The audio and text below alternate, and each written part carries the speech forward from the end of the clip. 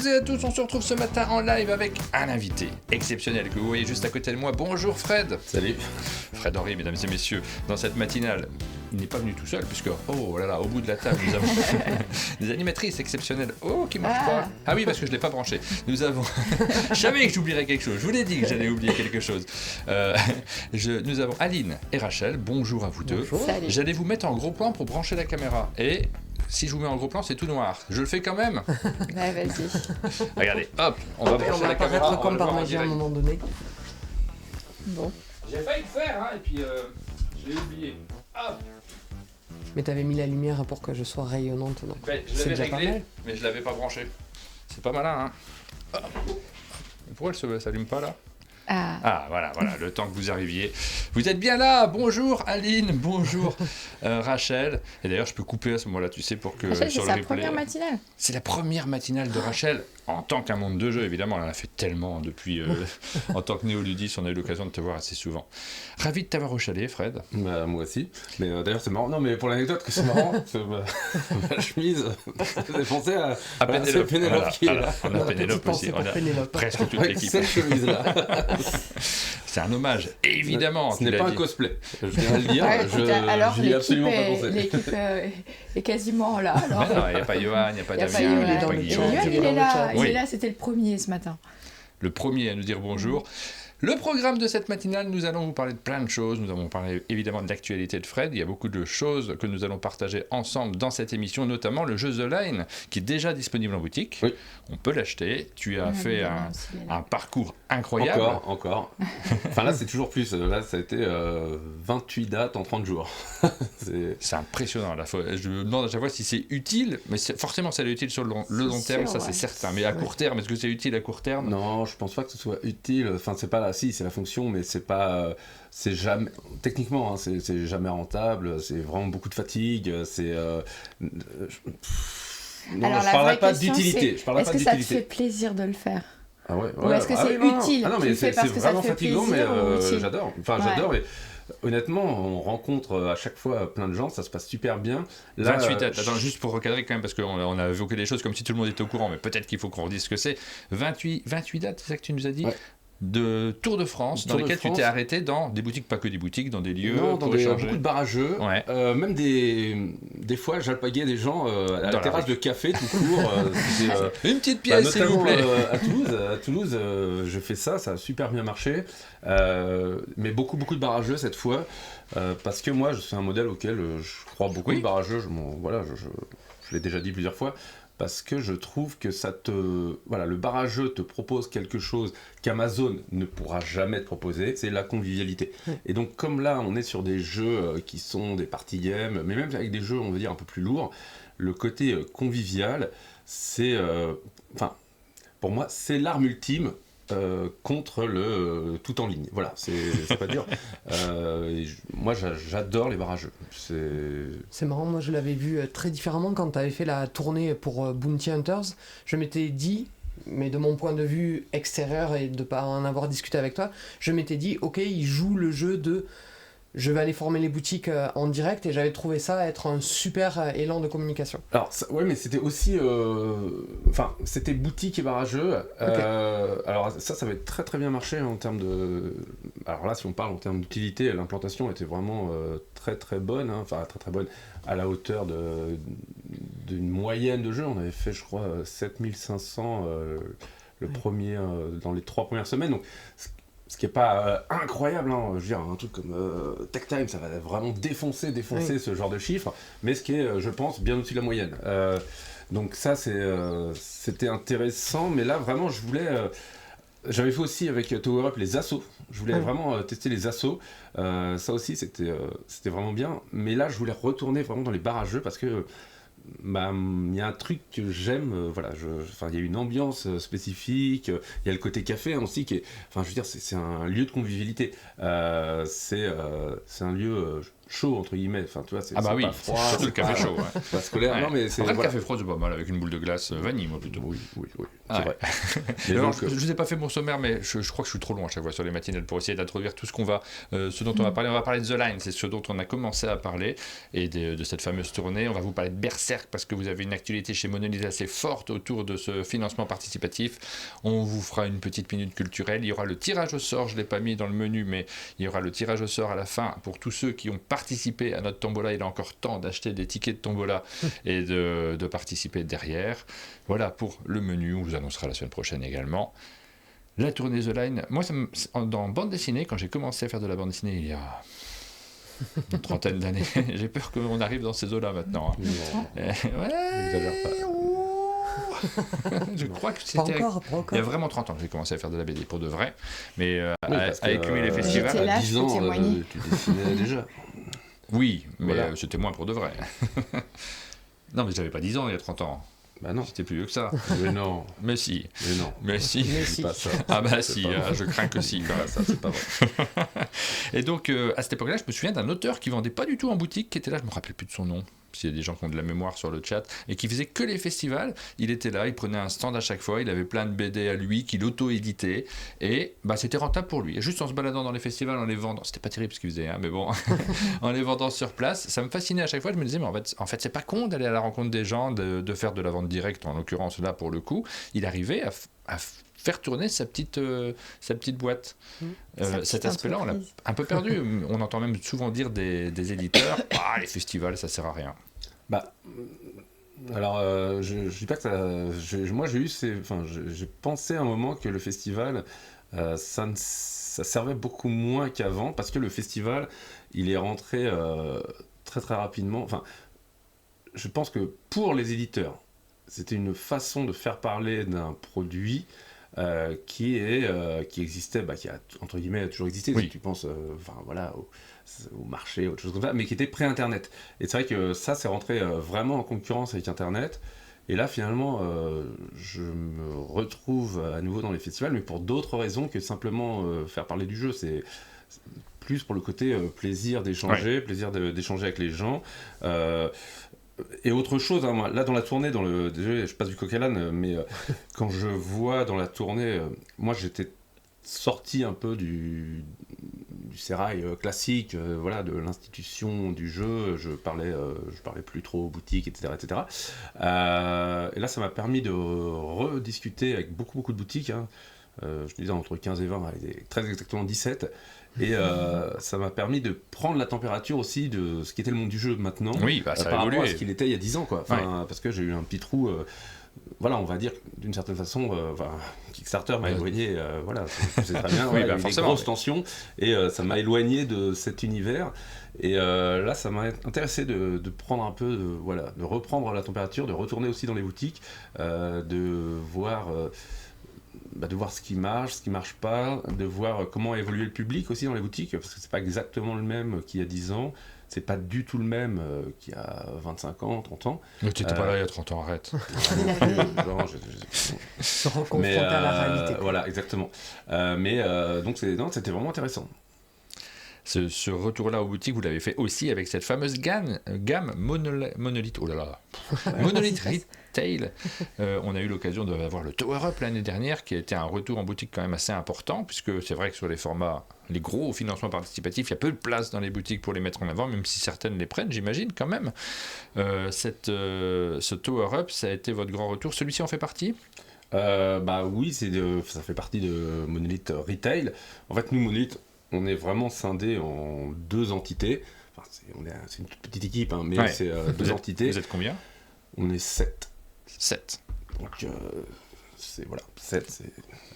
Après 6 et avant 8. Exactement. Non, je contextualise. Non, mais parce que c'est important de ne pas être trop dans Kickstarter, sur le crowdfunding. Je veux dire, tout le monde a bien compris qu'il il faut pas des grosses équipes, parce que sinon tu vas tomber très rapidement dans le piège on a cru la bombe salariale. Non, il faut faire très attention à rester petit. Les gens qui se disent autant qu'on soit des centaines et en voiture Simone. Voilà. En fait, chez nous, Marc... J'avais compris, Martin, c'est gentil. Marc, il a un principe, c'est 1 million de chiffre d'affaires, un salarié. Ça assure une certaine sécurité, on va dire. Comme un monde de jeu, pareil. Voilà. Je vais devoir quitter l'équipe alors. Non, mais on veut dire sur Kickstarter, parce que c'est vraiment... il faut toujours avoir un peu de marge, parce que il y a souvent des surprises. T'as dit quoi là, 1 million de chiffre d'affaires, un salarié ? Ouais, sinon c'est dangereux. Ok. Non, mais sinon, franchement, si tu vois les modèles des boîtes qui coulent, c'est des boîtes qui ont vraiment explosé. Parce qu'on n'est pas, on n'est pas sur du récurrent. C'est ce que je veux dire aussi. Tu vois, c'est pas. Non, mais je suis pas en train de dire que les boîtes qui n'ont pas ce ratio-là. Il y a un S à 1 million. Mais non, mais. En gros, ça apporte une certaine sécurité et ça fait que tu sais que tu vas livrer, quoi. C'est pas. Je le note vraiment parce que je vais faire des punchlines. Je vais écrire un bouquin. Ça marche en patate ou pas? Chez Marabout Édition, les punchlines de Fred Henry. Non, mais pour plein de raisons, c'est un ratio qui sécurise, voilà. Oui, mais parce que de temps en temps, ils doivent investir des grosses sommes d'argent. Exactement. Donc, non, mais exactement. Si tu regardes, mais tu regardes un truc comme. Désolé, hein, là, je suis complètement sorti de la question initiale, mais si tu regardes un truc comme Berserk, juste sur Berserk, entre l'avance qui est colossale et le dev, on est. Je t'ai dit, on est quasiment à 600 000, on est à 585 000 euros juste avant la campagne de sortie, et ça ne comprend pas ensuite tous les salaires, etc. Donc ça peut aller très très vite. Donc il faut garder des ratios sécurisants pour être ceinture bretelle, quoi. Parce que c'est très très important, et surtout aujourd'hui. Aujourd'hui, il y a eu suffisamment de scandales financiers dans le crowdfunding autour du financement participatif complètement. Pour mettre en avant. Franchement, on m'a souvent reproché le fait que je fais pas rêver. Voilà, je fais jamais rêver les gens. J'aime pas les stretch goals, j'aime pas les trucs comme ça. Je suis assez. Sur les financements participatifs, très pessimiste. On n'est pas dans le cœur des choses, nous, sur le financement participatif. On les suit, on fait attention à ce qu'il y a. On a des passionnés dans l'équipe qui regardent ça avec beaucoup d'intérêt, et notamment ceux de Monolith. Mais quand tu dis je fais pas rêver, j'en suis persuadé. Regarde, quand même, dans ce milieu-là, le nôtre en tout cas, on adore recevoir Fred Henry parce qu'on sait déjà que tu vas avoir des chiffres, des informations. Oui, alors d'accord, mais mes campagnes, elles font pas rêver. Mes campagnes, elles sont très. Elles sont assez froides. Par exemple, moi, j'aime pas les stretch goals. Donc, la plupart de mes campagnes n'ont plus de stretch goals.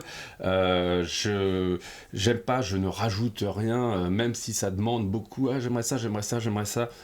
Souvent, là, vraiment, à moins que je sois trop sous pression, je refuse de rajouter quoi que ce soit. Enfin, c'est pas un truc.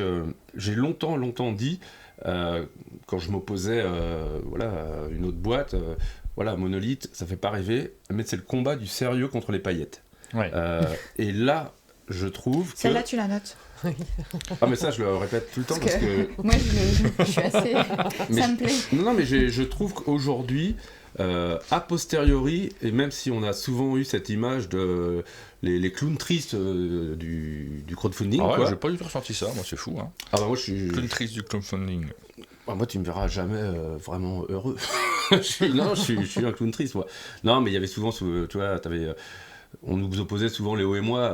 Léo qui était plein de gouailles, etc. Oui, c'est vrai. Et moi qui était le clown triste, quoi. Ouais, voilà. En termes d'animation d'émission, c'est pas la même façon de le faire. Mais moi, sur Conan, on s'est marré. Hein. Oui, c'est vrai. Oui, mais sur Conan, on faisait plein de conneries encore. Sur Conan, moi, j'ai quand même vendu Conan à l'époque aux boutiques pour $1 de moins que ce qu'il me coûtait à fabriquer. Tu vois, c'était complètement con. Sur Conan, justement, j'étais complètement con. Je m'étais pas encore pris le mur de la réalité Conan. Conan, ça m'a... là, je me suis pris le mur de la réalité. Le mur de, ce serait bien, avant de lancer un truc, de savoir combien ça coûte, tout simplement, de faire des devis, d'avoir une idée de... est-ce que c'est intéressant ou pas? Enfin, il y a plein de trucs qui ont évolué chez Monolith, par exemple. Je suis plus du tout dans cette question-là, hein, désolé. Mais chez Monolith, avant, on vendait ce que j'appelle... On s'est rendu compte, mais très tard, qu'on vendait des boîtes. Tu vois, c'est quand tu vois... imagine des figues comme... T'as une figue là-dedans. Ouais. Chaque figue, on la vendait dans une boîte.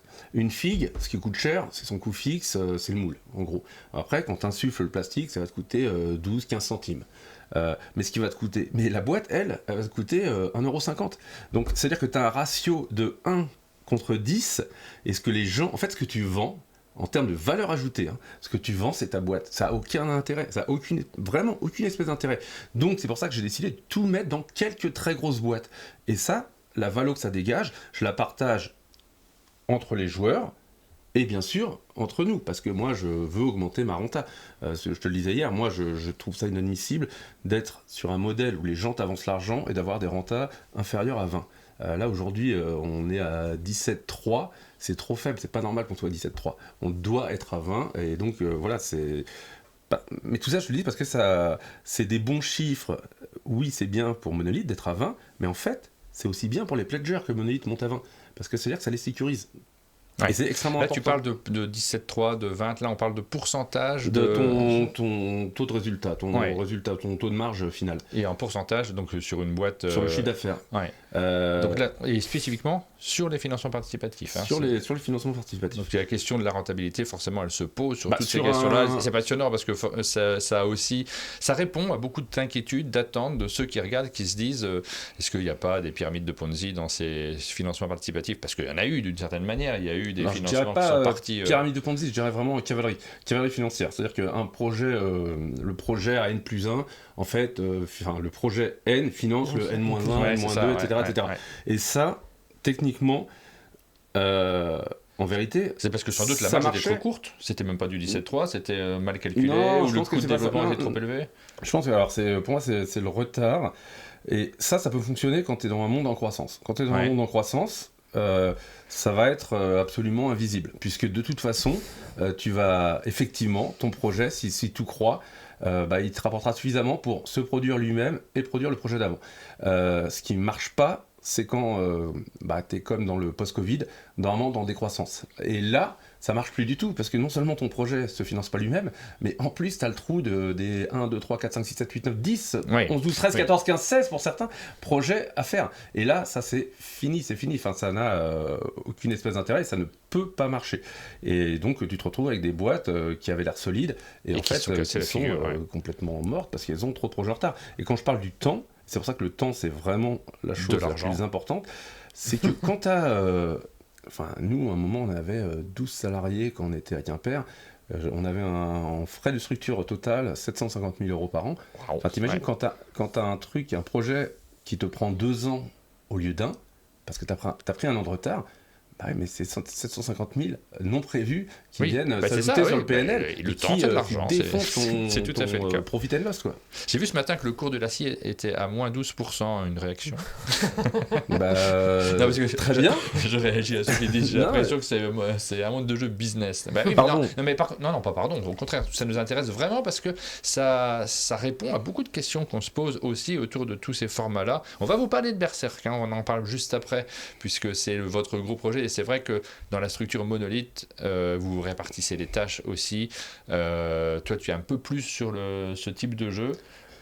Quoique The Line, t'en es l'auteur. Hein. Ouais, mais après, mais sur Monolith, on n'a pas vraiment... Enfin, voilà, t'as des gens qui sont vraiment sur... Chloé, elle s'occupe vraiment du retail. Oui. Gilles, notamment, lui, c'est vraiment le crowdfunding. Et moi, je fais un peu de tout. C'est très... moi, c'est assez flou ce que je fais chez Monolith, en fait. Non, mais moi, je passe mon temps à... Voilà, ma fonction chez Monolith, c'est m'inquiéter à ce qu'on puisse livrer tout le temps. Voilà, tout le temps. Et puis que la boîte fonctionne, on le comprend aussi dans ce que tu dis. C'est toi qui remplis les tableaux avec les chiffres. Moi, je passe mon temps avec Marc aussi, surtout Marc, à vérifier les tableaux. Ouais. Marc, il est très fort. Il voit tout de suite une erreur. Enfin, c'est vraiment... Et non, ça va pas du tout, tu me refais ça tout de suite. Marc Nunes, donc fondateur d'Asmodée, l'un des 3 fondateurs d'Asmodée, mais qui est aussi aujourd'hui à la tête de Monolith. Et surtout, je dirais, maintenant, s'il se concentre vraiment sur Monolith, comment ça marche? Ouais, ça l'intéresse, ça l'amuse, je pense. Pour lui, je veux pas dire que c'est un jouet, parce que non, il fait ça sérieusement, mais c'est minuscule pour lui. C'est vraiment, c'est vraiment minuscule. C'est une carte dans un jeu.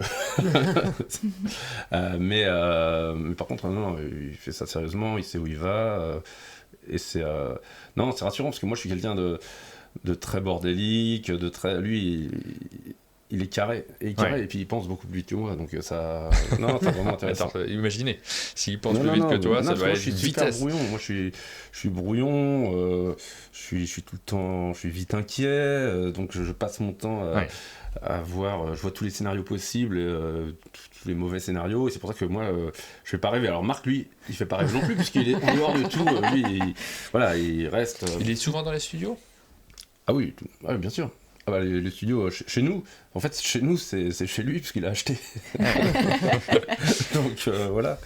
J'imagine la bio de Fred Henry sur une appli de rencontre. Je vais pas rêver. Non, mais il aurait beaucoup de matchs quand même. Bon. Ouais. Dans le monde du jeu, tes venues sont toujours très appréciées. Je le dis pas du tout pour la brosse à reluire, mais vraiment parce que c'est vrai. Et on a très régulièrement, Johan me le dit à chaque fois, j'adore quand il y a Fred Henry cette semaine, j'adore quand il y a une émission de Fred Henry parce qu'il y a plein de choses intéressantes. Et après je me fais défoncer souvent. Enfin, après, non, mais on... Qui tu craques, qu'est-ce qui va te défoncer derrière? On a le droit d'avoir des avis. J'ai eu le tort de dire certaines choses il y a 10 ans. Ça m'a nuit, on va dire. On vous parle de The Line, donc ça c'est un jeu qui est déjà sorti, très simple, qui a une parenté avec d'autres jeux. Je les ai mis où ? Là, derrière, bah oui, forcément, puisque ça fait partie. Il y a deux Fred Henry. Il y a le Fred Henry Retail et le Fred Henry Kickstarter. Non, mais ça ne sera pas Kickstarter d'ailleurs, Berserk. Alors, c'est GameFound, mais c'est du crowdfunding. En fait, c'est du crowdfunding. Non, mais c'est vrai que c'est pas du Kickstarter. Oui, mais c'est vrai qu'on dit Kickstarter. Rien que ça, on peut faire l'émission dessus. Un frigidaire, quoi, Kickstarter. Mais oui, c'est GameFound. Ça change beaucoup de choses, notamment en termes de. Ça commence maintenant GameFound. On en parle après. Pardon, c'est même moi, je deviens brouillon. Non, mais c'est la raison pour laquelle on. Alors, tu n'as pas prononcé le mot, mais je pense qu'on parle de la même chose. Et oui, c'est pour ça qu'on est parti sur GameFound. Déjà, on est parti sur GameFound parce qu'ils nous ont fait un pont d'or. Ils nous ont proposé vraiment. Alors j'ai pas le droit de le dire donc je peux pas le dis pas. Ils nous ont proposé des trucs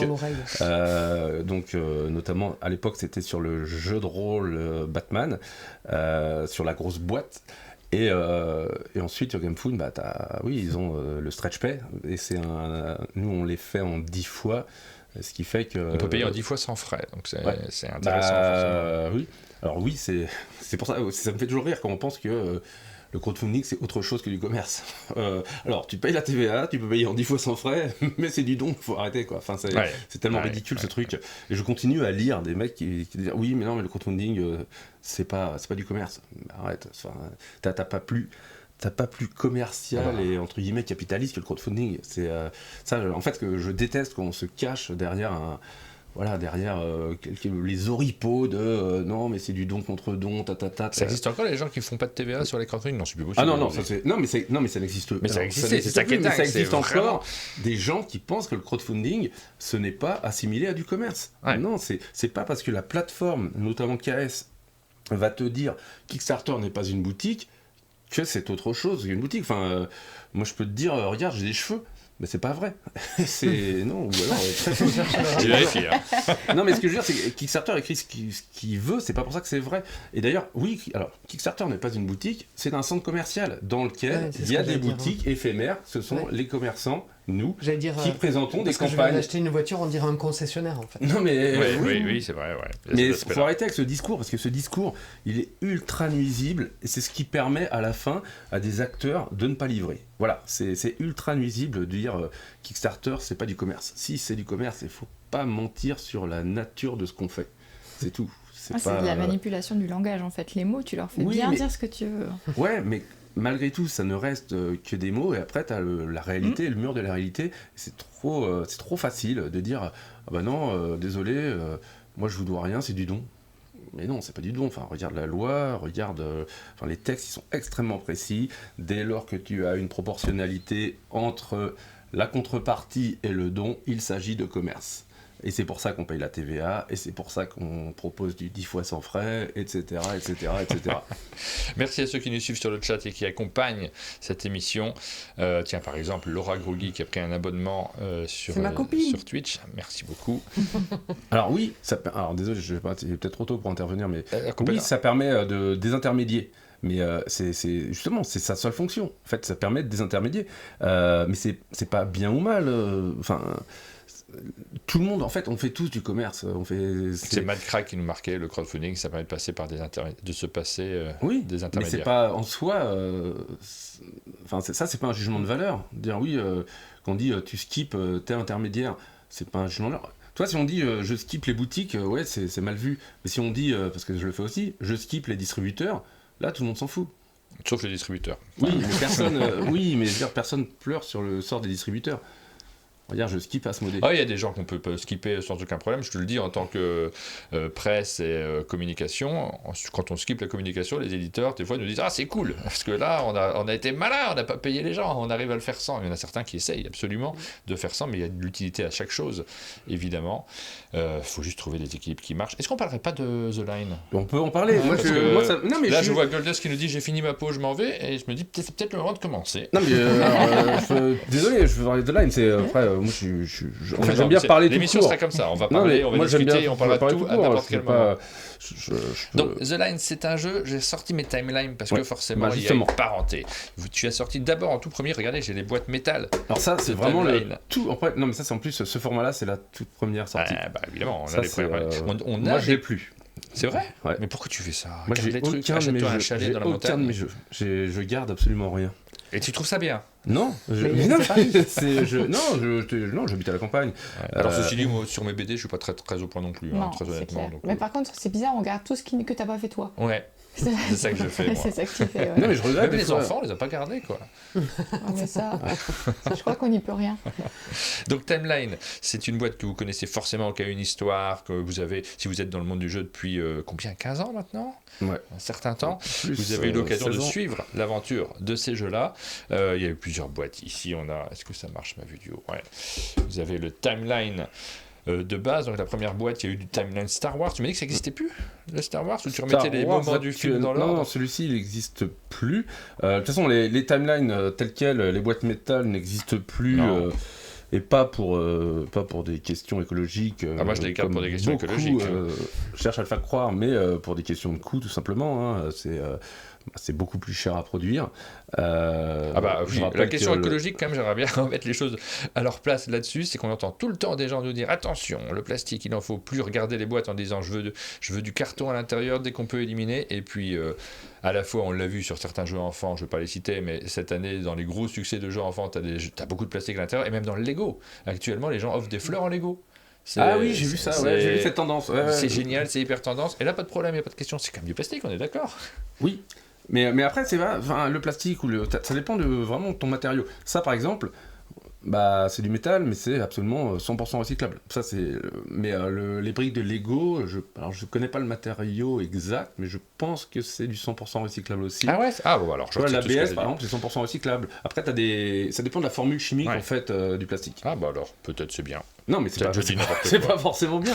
Non, mais la question, c'est surtout la question de la production, de ce que ça dégage dans la production. Et de ce que les gens vont en faire quand ils vont. Mais après, tu as aussi la question du transport, et moi, je suis plus embêté là-dessus. En fait, ce qui manque, c'est les questions d'ordre de grandeur. Je pense qu'on en parlait hier soir, mais je pense que les gens ne se rendent pas compte des proportions. Par exemple, quand tu fais venir... Désolé, je vais dire des choses qui vont fâcher. Ouais, je vais mais te fâcher. Quand tu fais venir un truc comme ça de Chine... t'en mets des millions et des millions et des millions sur un container, c'est quelques grammes de CO2 par boîte pour aller de Shenzhen à Anvers par exemple.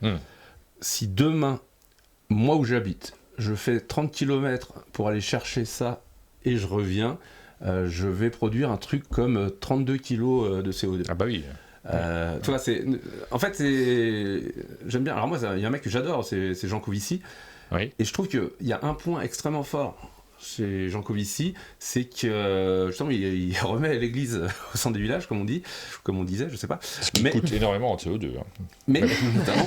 Mais c'est-à-dire que les ordres de grandeur, c'est quelque chose d'extrêmement important. D'ailleurs, c'est marrant parce que maintenant qu'on en parle, les ordres de grandeur. Ça se classerait pas. Non, mais c'est un truc qui me passionne, mais en fait, je me dis. C'est le jeu. Cette présentation du jeu est hyper maligne. Voilà. Mais si on revient sur la question initiale, en fait. Tout est parti de ça, qui est devenu ça. Ouais, t'enlèves tout du champ, mais c'est super. Ah bah oui, t'as vu, je suis très... Allez où la caméra ? Elle est là. Non mais c'est sketch génial, Captain Bigelow. Et c'est devenu ça. Pourquoi ? Parce que dans Timeline, pardon. Alors Timeline, c'était la version... Alors on a Timeline, la version avec les dates, Cardline, la version avec des chiffres, et The Line, on revient sur la version avec tout. Avec un petit peu de tout à l'intérieur, effectivement. En fait, dans Timeline, tu ne classais que des dates, et ça marchait très bien. Dans Cardline, tu sortais des dates pour aller vers... On avait des animaux, on avait de la géographie, on avait des tailles, on a fait, mais c'est jamais sorti le CO2 justement, on a fait, mais c'est jamais sorti non plus la bouffe, mais ça j'aurais tellement aimé que ça sorte. Les protéines. Mais parce qu'on n'a jamais réussi à avoir cet accord, nous on appelait ça le cardline manger bouger, et il fallait on voulait à tout prix avoir un travail avec l'État quoi là-dessus, pour avoir cardline manger bouger avec un petit saut de l'État. On n'a jamais réussi à aller, c'est très très compliqué de travailler avec l'État en fait, et donc on n'a jamais réussi à aller au bout, donc c'est resté un prototype. On avait aussi un truc qui est pas sorti, mais sur les voitures, sur les monuments. En fait, on était en train de refonder toute la gamme Cardline en allant sur vraiment beaucoup de choses. Quand on s'est demandé, attention, qu'est-ce qui marchait le plus en timeline, c'était la boîte multithème. On s'est dit, ok, donc on va commencer par une boîte multithème. Et en fait, la boîte multithème, c'est devenu The Line. Et honnêtement, ça a tellement plu à Marc qu'il a dit, écoute, on va pas l'appeler Cardline, on va en faire une gamme en soi. Voilà, c'est parce que il faut pas. Cardline, c'était brandé trop enfant. Oui. Et là, il fallait vraiment un truc. Surtout le Cardline Animaux, cette boîte qui était. Oui, mais qui était celui qui marchait le plus, et donc vraiment, des Cardline Animaux, on en a vraiment. Ça a beaucoup circulé. Donc ça marquait un peu Cardline chez les enfants, quoi. Et donc ça, il fallait sortir de ça. Combien ça a tué de pandas le Cardline Animaux avec tout ce CO2 consommé pour le fabriquer? Moi, quand j'étais en magasin, les gens rentraient et demandaient Cardline Animaux. Ah, mais ils avaient beaucoup ces gens-là. De leur dire désolé, c'est plus disponible. C'est plus disponible donc Cardline Animaux. Non, mais maintenant c'est à nouveau disponible, mais c'est à nouveau plus disponible. Super. Bien avancé. Le 1 est plus disponible. Donc à l'intérieur, on a plein de thèmes que tu connais par cœur, toi forcément, parce que tu les as déjà tous faits. On a des petites cartes avec des numéros au dos et une petite image sur la face. Donc vous avez eu l'occasion de les voir. C'est vrai que sur le chat, on dit on connaît. Bah oui, on en a parlé au moment de la sortie. Le jeu est déjà sorti. Par exemple, la durée de l'Empire romain en année, tout le monde le sait. Ça, c'est assez facile. Non, mais ça c'est dur. Mais là, regarde. Là, par exemple, t'as des choses. 543. 503 suite. Toi, moi j'ai des cartes anecdotes par exemple qui m'intéressent. Ça, ça c'est parce que j'ai compté. Ça m'a amusé. Ça, j'ai pris 10 paquets et j'ai compté. Et alors, ça, c'est incroyable. Le nombre de M&M's dans un paquet de 600 grammes. C'est bien. C'est en fait, du cinéma 600 grammes, c'est les gros paquets. C'est le paquet familial, c'est le plus gros paquet en France. C'est pas ce qu'on détache. Non, c'est le plus gros paquet en France. Et surtout, je sais pas comment ils font. Mais sur 10 paquets, le plus gros était à +3, le plus petit à -3, enfin le moins fourni. C'est une machine. Et donc, mais c'est une machine. Comme un M&M's, mais pourtant. Il doit y avoir comme les calibres des fruits. Mais pourtant, ils ont pas les. Non, mais un M&M's, ils se ressemblent pas tous. Tu vois, alors c'est pas lié à la couleur, c'est vraiment aléatoire. T'en as des plus gros que d'autres. Enfin, c'est un peu. Ça dépend de la taille de la cacahuète. Exactement. Bah oui, mais c'est vrai. Vous avez déjà eu des M&M's sans cacahuètes? Moi, oui. C'est un Smarties. Quoi? Non. Si. Non, mais dans un sachet de M&M's. Tu prends et t'es déçu, il n'y a pas la cacahuète. C'est vrai que ça dérive un peu ces conversations. J'ai jamais vu ça. Mais voilà. T'as pas de chance. Celle-là, je l'ai mise là parce que c'est la toute première carte que j'avais faite. La date de l'invention du revolver. Non, mais c'est ça qui a lancé. C'est ça qui a lancé. Timeline, parce que chez un antiquaire, je m'étais posé la question. Putain, mais ça date de quand ce truc-là? Attends, il y avait déjà des machines à café, il y avait déjà des trucs comme ça. Et voilà comment c'est parti. Et donc, non, mais je voulais à tout prix le mettre. Non, mais c'est les cow-boys, les Indiens. En gros, à ton avis. Attends, mais qu'est-ce qui se passe aux Chinois? Moi, j'aurais dit un truc genre 1325. Non, alors, le principe du revolver, donc c'est Samuel Colt, c'est le principe du barillet. C'est que jusqu'à Samuel Colt, tu mets ta petite bille de plomb, hop, dans ton canon, tu mets ta poudre, tu mets ta bille et t'enfonces le tout. Donc, est-ce que tu as des vrais... Par exemple, non, mais moi, j'aimais pas à l'époque, on passait un temps à tuer quelqu'un. Lors de la prise de la Bastille, sur les tableaux de la prise de la Bastille, parce que tu vois beaucoup de mecs avec des revolvers. Non, c'est des baïonnettes. Non. Ouais, mais donc c'est post-prise de la Bastille. C'est comme sur le tableau de la Révolution qui est dans le peuple, il a 2 revolvers, non? Non, c'est pas des revolvers. Il y a pas de barillet dessus. Ah d'accord. Tu les charges, c'est bien un coup. Ce serait beaucoup plus vieux qu'on imagine alors. Enfin que moi plus récent. Oui, plus récent. Plus vieux, mais dans l'autre sens. Oui, dans l'autre sens. Non mais Samuel. Je suis douée avec les chiffres, je t'ai déjà dit. Samuel Colt, c'est les cow-boys et les Indiens. Moi je vais le dire, c'est 1835. Oh bah mais non mais on peut pas jouer. Bah voilà, c'est ça. Oui, on pouvait se dire que mais ça se trouve, je me suis trompé. 1835, bravo. On n'a pas dit les sachets d'M&M's dans le sachet d'M&M's. Il y en a, alors la question en fait, c'est 175. Oh, c'est plus. Combien tu penses que ça pèse un M&M's en fait? quand tu prends M&M's, non mais c'est vrai parce que les gens. Combien de calories dans un Bah moi je peux te dire, moi ce que je sais par exemple, c'est qu'une cacahuète ça pèse en moyenne 2 grammes. Une cacahuète. Et après, il faut l'enrober, il y a un double enrobage. Parce que tu peux le casser ton M&M's. T'as un double enrobage, t'as un enrobage de chocolat. Qui fond dans la bouche et pas et dans la main. après, t'as une sorte d'émail sucré, je sais pas comment ils font là. Tu sais, il y a une sorte d'émail aussi, un glaçage, mais durci lors de la cuisson. Non mais c'est technique en fait. Il y en a 196. Aline Oh là là, j'en sais rien. Il y en a 175, 196 230. 230. Ouais, toi tu l'aurais bien passé. Ah là. Mais après, faut le placer entre des trucs quand même. Parce que là, on dit ça comme ça, mais bon. Non, bien sûr, on joue pas au jeu plus dur. Non, mais ça va être de plus en plus dur. Et voilà, pour moi, si je parle 2 minutes de The Line, et après on attaque les questions sérieuses sur l'économie. Mais voilà, l'intérêt aussi, c'est le côté coopératif. Moi, il y a une règle compétitive qui est celle, vraiment, ça joue comme timeline, cardline, mais il y a le côté coopératif, où vraiment tout le monde joue ensemble, et moi l'intérêt du truc c'est d'échanger et de construire cette ligne qui va être de moins en moins poreuse, donc de plus en plus dense, donc de plus en plus difficile. Et un truc que je dois faire passer, parce que les gens ne le jouent pas, et c'est pourtant une règle fondamentale, c'est tu dois passer. Si tu ne sais pas, tu passes. En fait, quand on me dit ouais mais souvent j'entends cette phrase, ouais mais moi je suis joueur, on est joueur. Et j'ai envie de dire, bah non, vous êtes con. Parce que c'est comme au poker, quelqu'un qui ne passe jamais, il ne gagne jamais. Si tu ne passes jamais, tu perds tout le temps. Voilà. Tu ne passes jamais, tu perds tout le temps. Ça, on peut le dire dans Punchline. Ça, c'est une bonne phrase. C'est exactement ça, en fait. Parce que tu ne peux... J'aime mieux le truc des paillettes. Non, on peut les garder. Mais non, mais c'est hyper important. C'est au poker. Au poker, moi, je joue vraiment beaucoup au poker. Voilà. Passer, c'est... Par défaut, c'est ce que tu fais. C'est le mouvement de base, passer. Et là, c'est la même chose. C'est que pourquoi se prendre un obstacle si tu peux le contourner ? Ça n'a aucun sens. Parce que ne pas passer, et donc retourner le dernier crâne, entre guillemets, ça veut dire aussi, tu te prives peut-être des 12, 13, donc quand on joue en coopératif, on a ça. On a des petites cartes devant nous. Et tu as une pile de cartes quand on se trompe, bam, crâne ! Parce qu'il faut placer, évidemment, les éléments dans le bon ordre. Là, on aurait eu un mauvais point. Il faut qu'au moment où on retourne cette carte, on se choisit où est-ce que je la place entre les dates déjà révélées. Et là, il faut la mettre là. Si jamais on l'avait mis ailleurs, on retourne un crâne. Dès qu'on a retourné les 3 crânes, c'est perdu. Mais donc voilà, c'est hyper important parce que je vois trop de gens qui... en fait, je comprenais pas au début, je vois des gens qui font des scores de 7, 6, 7.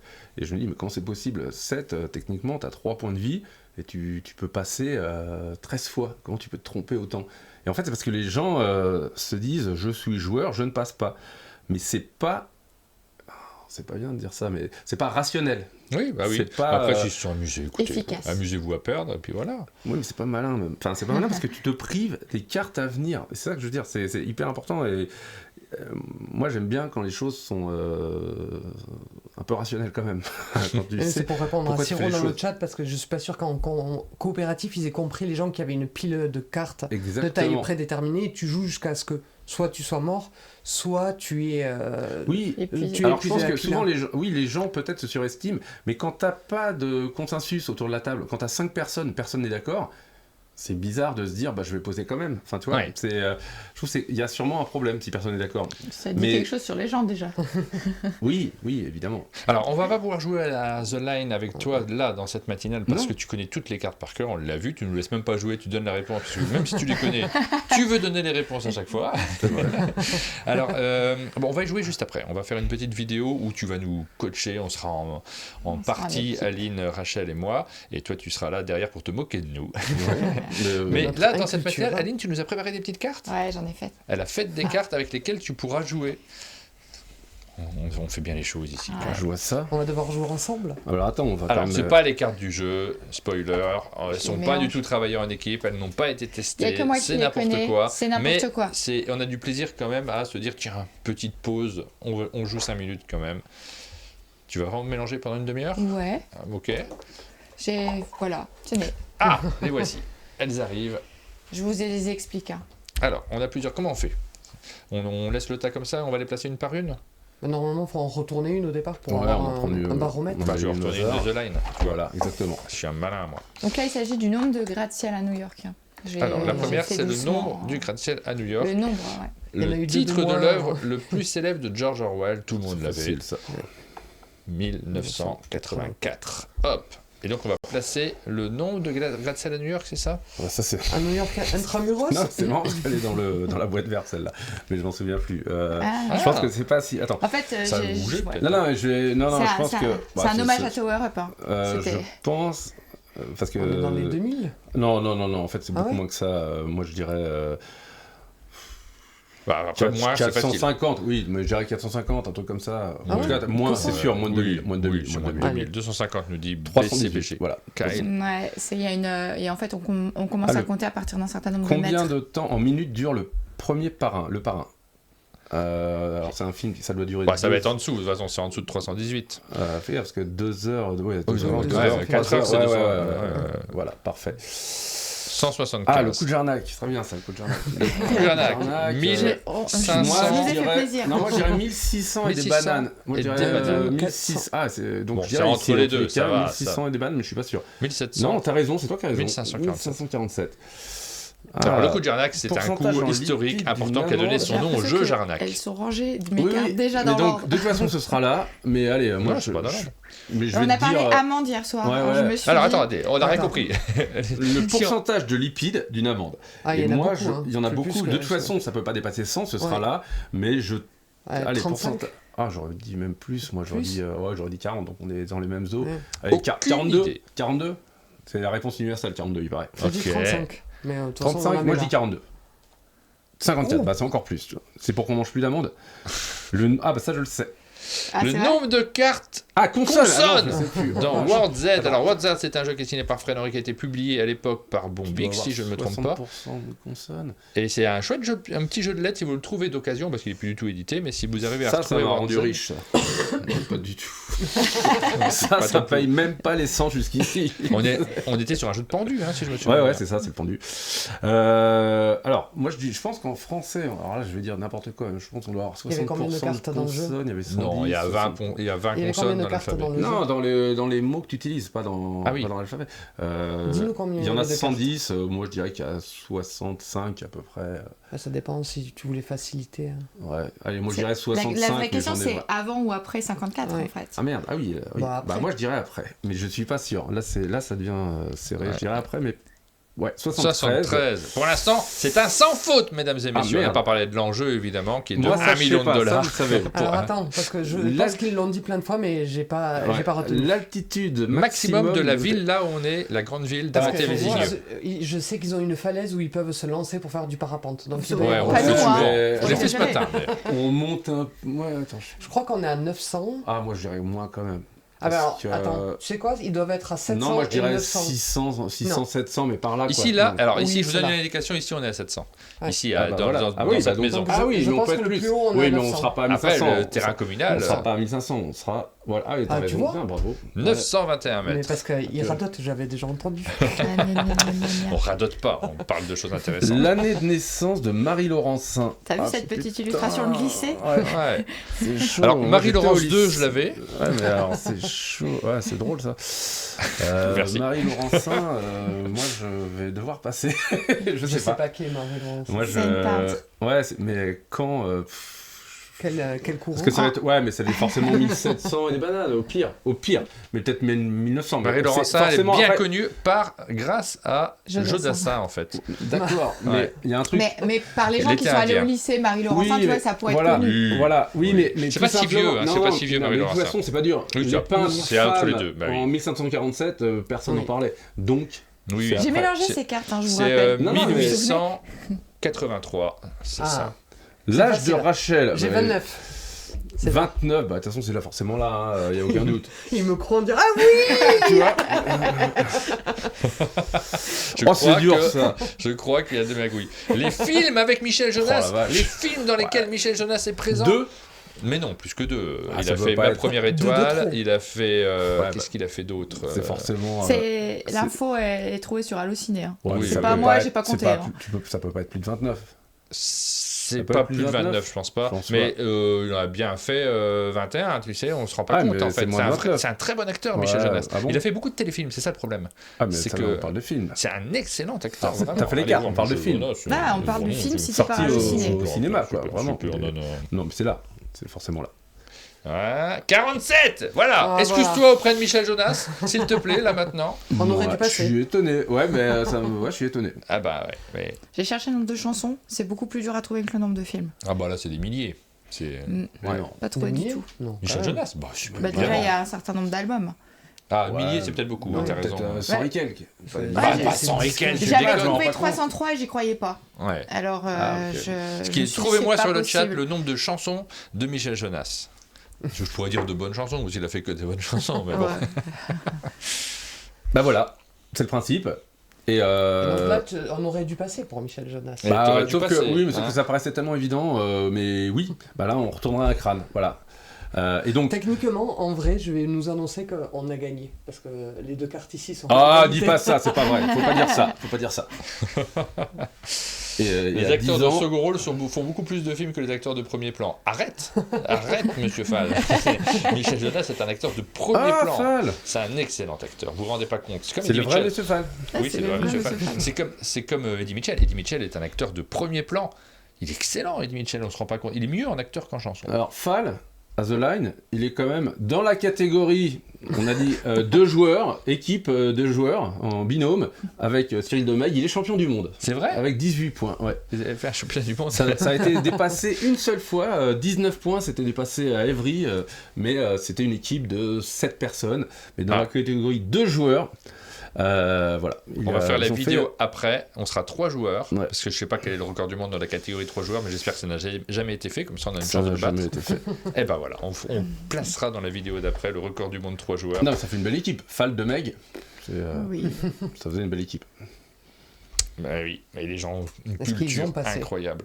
Oui, ils ont passé. Bah, ils ont passé, mais ils ont. Bah, de toute façon, ils ont Parce que passé, sinon, mais si tu passes peu. pas- Oui, mais, Pas oui, mais beaucoup, parce que là, j'imagine. oui, mais c'était pas. Je crois que c'était la 3e partie.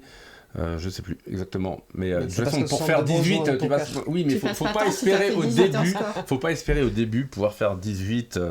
Enfin, ça n'arrive jamais. Là, c'est arrivé parce qu'ils étaient vraiment très très forts.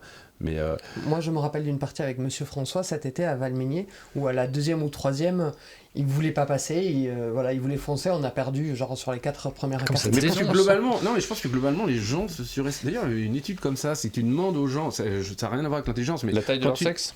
Oui, Ouais, non, globalement, leur ils se QI, surestiment. Ouais. Leur QI, ils ont tendance à beaucoup surestimer Ah ouais. leur QI ou la taille de leur sexe, t'as raison, sans doute. Je ne connais pas cette étude-là, mais bon, je le crois. Ouais, j'en suis sûr, t'as raison. Oui, Mais, mais globalement, voilà, c'est les gens. Non, mais c'est vrai, les gens ont tendance à se surestimer. Et je crois, alors surtout sur la taille de leur sexe, mais je crois que les hommes se surestiment plus que les femmes. Enfin, Ouais. je crois que le gap est encore plus important quand t'es un homme que quand t'es une femme. Bah, sur la taille du sexe, excuse-moi, mais oui, ça me paraît Non, mais logique c'est que pour les ça hommes se c'était- surestiment oui, plus c'est que les pour- femmes. Mais oui, bon, c'est pour ça que c'était. Voilà, mais en tout cas, c'était. Voilà, il y a eu une étude là-dessus, c'était assez amusant, amusant, intéressant. Voilà. on va peut-être Et parler de même probable Berserk que des maintenant. femmes se sous-estiment. Se Je sous-estime, sais oui, c'est plus, possible. Mais je crois que globalement, en tout cas, le global, c'était qu'il y avait une surestimation globale et que voilà, la surestimation, elle était d'autant plus forte que tu étais un homme, d'autant plus forte que tu étais assez haut dans l'échelle C'est sociale. très etc., approximatif etc. quand même cette anecdote sur une. Oui, mais sur une- c'est un truc que j'ai lu il y a 25 Bah ans. oui. C'était, Bon, on va parler des trucs que tu as lu plus récemment, puisqu'on enchaîne avec Berserk. On reviendra évidemment sur The Line à l'occasion de la vidéo qu'on va tourner juste après. On va aller en studio, on va bien s'amuser. Berserk, c'est une bande dessinée, un manga, plus exactement, qui existe depuis un certain temps maintenant, ça fait quoi, une vingtaine d'années, et que vous allez adapter en jeu de société. Le financement participatif se lance dans 4 jours, c'est ça? Ouais. Voilà, la pression commence à monter. Je pense que là, dans les studios de Monolith, tout le monde est au taf. Et bah, qu'est-ce que tu fais là ici? Moi, C'est je le suis moment pour malade. venir chez un monde de jeu. C'est marrant, à chaque campagne importante, il y a Ouais. des campagnes stratégiques, d'autres ils sont moins, mais chaque campagne stratégique, c'est pas une connerie, hein. Je suis malade, j'ai des vertiges. C'est vrai. Au début, au lancement Ouais. de chaque campagne, je suis malade, voilà. Et t'as prévu quoi comme maladie cette fois-ci? Je sais pas, mais je sais que je vais être malade. Parce que, Ouais. mais c'est tout le temps, mais souvent c'est plutôt des vertiges, des trucs comme ça. Je suis Il va vraiment. falloir lui faire un petit grog. Je te conseille la ch'touille, ça n'empêche pas de travailler. Ouais, je sais pas, ça. Si je peux te donner quelques conseils comme ça. C'est un manga culte créé en 89, je me suis fait un petit aide-mémoire. 43 tomes au Japon, 42 en France. Bah, le D'après Wikipédia. 43e normalement arrive. Et en plus là, t'as des versions de luxe et tout. Enfin voilà, c'est un. Franchement, ça marche bien. Mais c'est vrai que c'est. Alors c'est pas à mettre entre toutes les mains. Non. Faut être tout à fait honnête. Notamment. Non, mais t'as la violence, mais t'as aussi... Il y a des scènes un peu... notamment quand il est petit. Oui. Il y a une scène de viol. Par un adulte qui l'achète. Enfin, c'est un peu... Ça a l'air chouette. Voilà, c'est spécial. C'est un manga de Kentaro Miura, qui est... Alors, l'auteur est mort en 2021, donc ça a été repris par son ami Kojo Mori aujourd'hui. C'est toujours aussi bien ?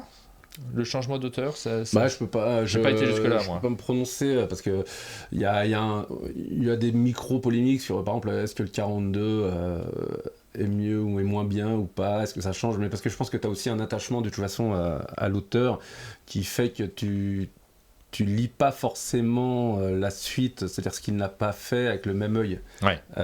Oui, bien sûr. Tu vois, je suis pas sûr si finalement, comme pour Michael Jackson, on avait caché sa mort. C'est une blague. Peut-être que personne, il y aurait pas de polémique. Je sais pas. Je peux pas me prononcer.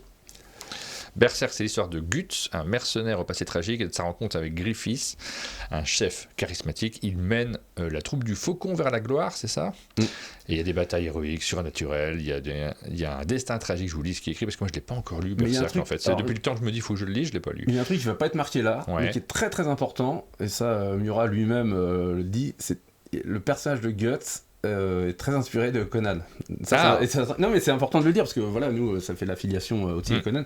C'est en fait, c'est une sorte de, c'est un mélange pour moi. C'est Conan et Ken le survivant quelque part. Si vraiment les gens réfléchissent un peu. Alors là, de toute façon, le truc avec Conan, de toute façon, il l'a dit, il l'a écrit. Voilà, c'est très inspiré. Voilà, le personnage de Conan était très marquant pour lui. Mais pour moi, c'est un peu, c'est Ken le survivant dans le monde de Conan, quoi, quelque part. Et même le physique, Guts, il a un physique qui est assez à la croisée des chemins entre Conan et Ken. Comment on adapte un manga comme ça sur le jeu de plateau ? Qui fait les règles du jeu déjà ? Alors nous, c'est Mathieu Cassenin, il vient de chez Space Cowboy, c'est un auteur qui a été longtemps salarié chez Space Cowboy, sa spécialité chez Space Cowboy, il faisait du scénario, et d'ailleurs il fait encore beaucoup de scénarios pour Unlock. C'est un... Moi, j'étais à la base assez... quand j'ai su qu'on allait avoir une réunion avec Mathieu pour voir un peu le système qu'il allait nous proposer, j'étais dubitatif, j'avais pas du tout entendu parler du système, mais j'étais dubitatif parce que je me suis dit, mais... chez Space Cowboy, ils font des jeux qui sont très très différents de ce qu'on fait nous. Oui, bien sûr. Et donc j'étais dubitatif et on a fait la partie et sincèrement j'ai adoré. J'ai trouvé ça hyper malin. Typiquement, j'aurais aimé le faire. Parce que encore une fois, je suis pas un grand joueur, je suis surtout un grand joueur de jeux de rôle. Et ce que j'aime bien dans les systèmes de jeux à l'américaine, c'est que, tu vois, Conan, je pense qu'on sent dans Conan la paternité du jeu de rôle, l'affiliation avec le jeu de rôle, ta fiche de personnage, etc. Des histoires aussi, le fait de désynchroniser le temps, etc., les actions. Et finalement, j'avais ces ressentis-là quand j'ai joué. Et c'était pas du tout. J'avais peur que ce soit un truc très trop entre guillemets germano-européen quoi, et pas du tout. Non, c'est un véritable méritrage, mais avec une gestion. T'as une gestion de main, une gestion de dés, t'as vraiment beaucoup de choses. C'est très scénarisé parce qu'on est vraiment dans l'histoire du manga. Après, je suis pas bien placé pour le dire, mais ça marche très bien. Mais après, je suis pas objectif du tout. Ah bon? Non. Donc voilà, le financement participatif se lance dans 4 jours. Vous pouvez vous inscrire directement sur la page de GameFound pour suivre ce financement. Je la remets, cette page-là. On peut voir le nombre de personnes qui se sont déjà inscrites, parce qu'effectivement, tu me dis que l'indicateur est important. 28 824 personnes. Tu vois, ça va finir à entre 30 et 31. Je dirais, on va dire... On fait un pari, si tu veux. Tiens, on parle chiffres.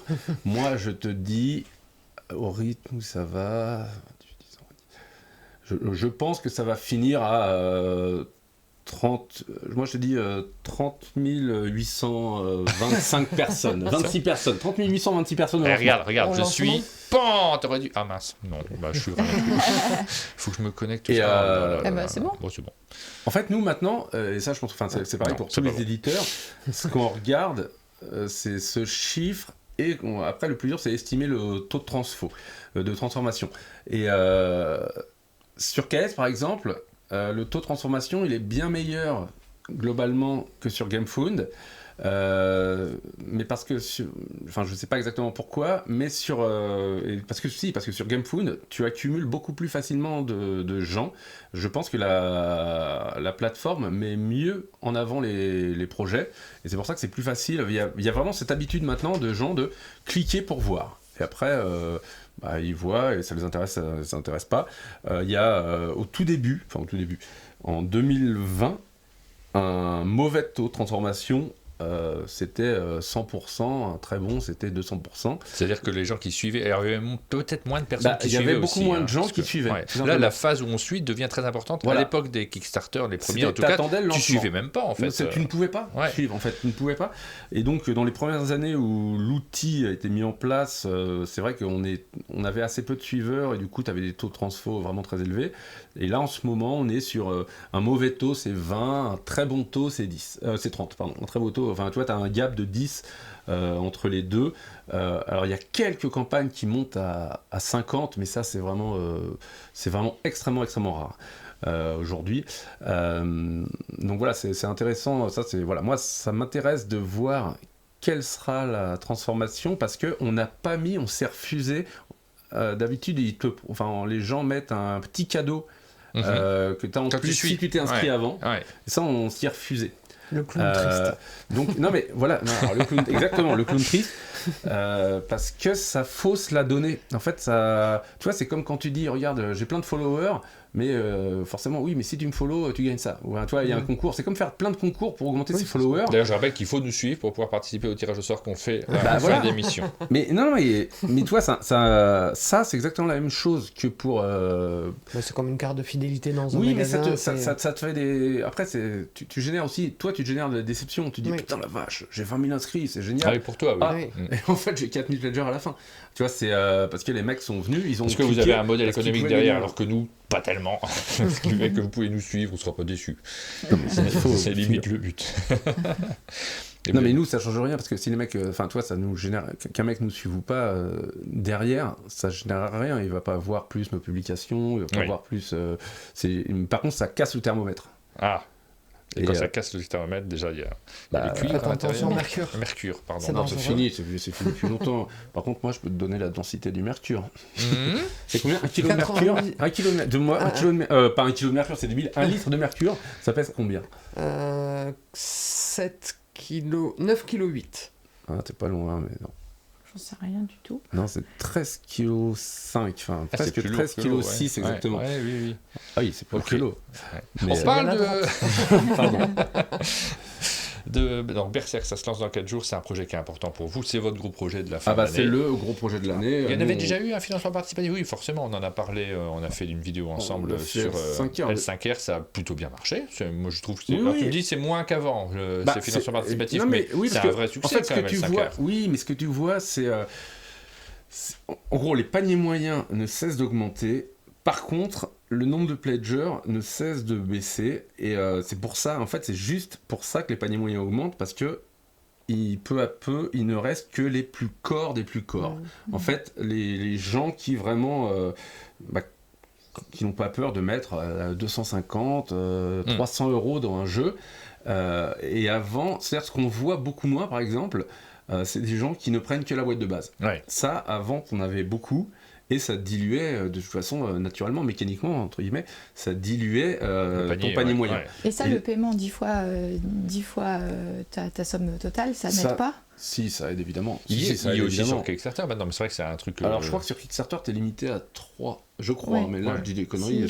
Si, je crois qu'il nous l'a dit. Je crois que pour l'instant, c'est 3, mais je n'ai pas de certitude du tout. C'est vrai que c'est peut-être aussi un marqueur, cette histoire il y a moins de gens qui achètent, mais ceux qui achètent sont toujours là au rendez-vous pour prendre toutes les options proposées. C'est aussi peut-être un phénomène de société on arrête cet hyper-consumérisme à tout va. Peut-être, mais oui, mais je pense qu'on l'arrête pour des... Alors, il y a 2 raisons qu'on a évoquées hier soir. Il y a la raison de l'argent, tout simplement. Ouais. Je pense qu'aujourd'hui, quand tu vois, notamment, c'est vraiment con ce que je veux dire, hein, mais l'augmentation de la part de la simplement nourriture et logement dans le budget des gens tu te dis qu'effectivement acheter des jeux c'est pas forcément une priorité. Et après, tu as donc la fameuse pile de la honte, mais qui sur Kickstarter prend des proportions incroyables, puisque, comme tu disais toi-même, si tu as une pile de la honte avec que des jeux comme ça va, tu peux t'en sortir. Non, mais surtout, tu peux, en termes d'espace, ça va. Une pile de la honte avec des all-in. Là, moi j'ai pas joué beaucoup de mètres cubes. Le dernier Mythic Game, justement, on en parlait, je l'ai pris, j'ai reçu tellement retard déjà que mon envie était largement passée et j'y ai jamais joué, je l'ai encore posé là-bas, j'ai pas eu l'occasion d'y jouer, je sais pas si un jour j'aurai l'occasion, c'est plus l'urgence. Mais donc, c'est absurde, hein. C'est les gens absurde, sont beaucoup plus sélectifs, parce que tu as toujours des projets qui réussissent à faire 20 000 personnes, ça existe encore, mais c'est quand même assez rare. Et d'ailleurs, il y a un autre phénomène... je sais pas si on a encore le temps d'en parler de ça, mais on a le temps de tout. Après, c'est toi l'heure à laquelle tu veux partir. Non, mais moi je m'en fiche, moi j'aime bien tu parler. restes ici. Mais il y a un autre phénomène qui est très très important et qui est très très fort sur Kickstarter, c'est le succès des Eurogames classiques de luxifiés. À une époque où justement le gros Eurogame par contre est plus ou moins en train de sortir du panier des boutiques. C'est l'achat de la valeur sûre du coup.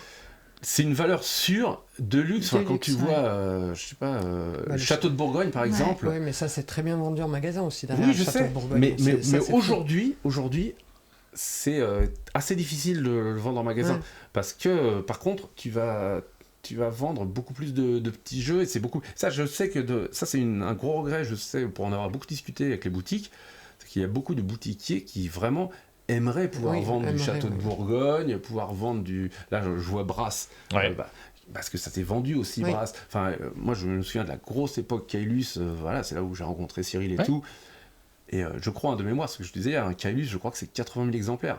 80 000 exemplaires. Alors, t'en as toujours, on disait Ark Nova. Ark Nova, je pense qu'on est au-delà de ça, largement. Et pourtant, c'est un gros jeu. Mais c'est un peu le gros jeu qui cache la forêt.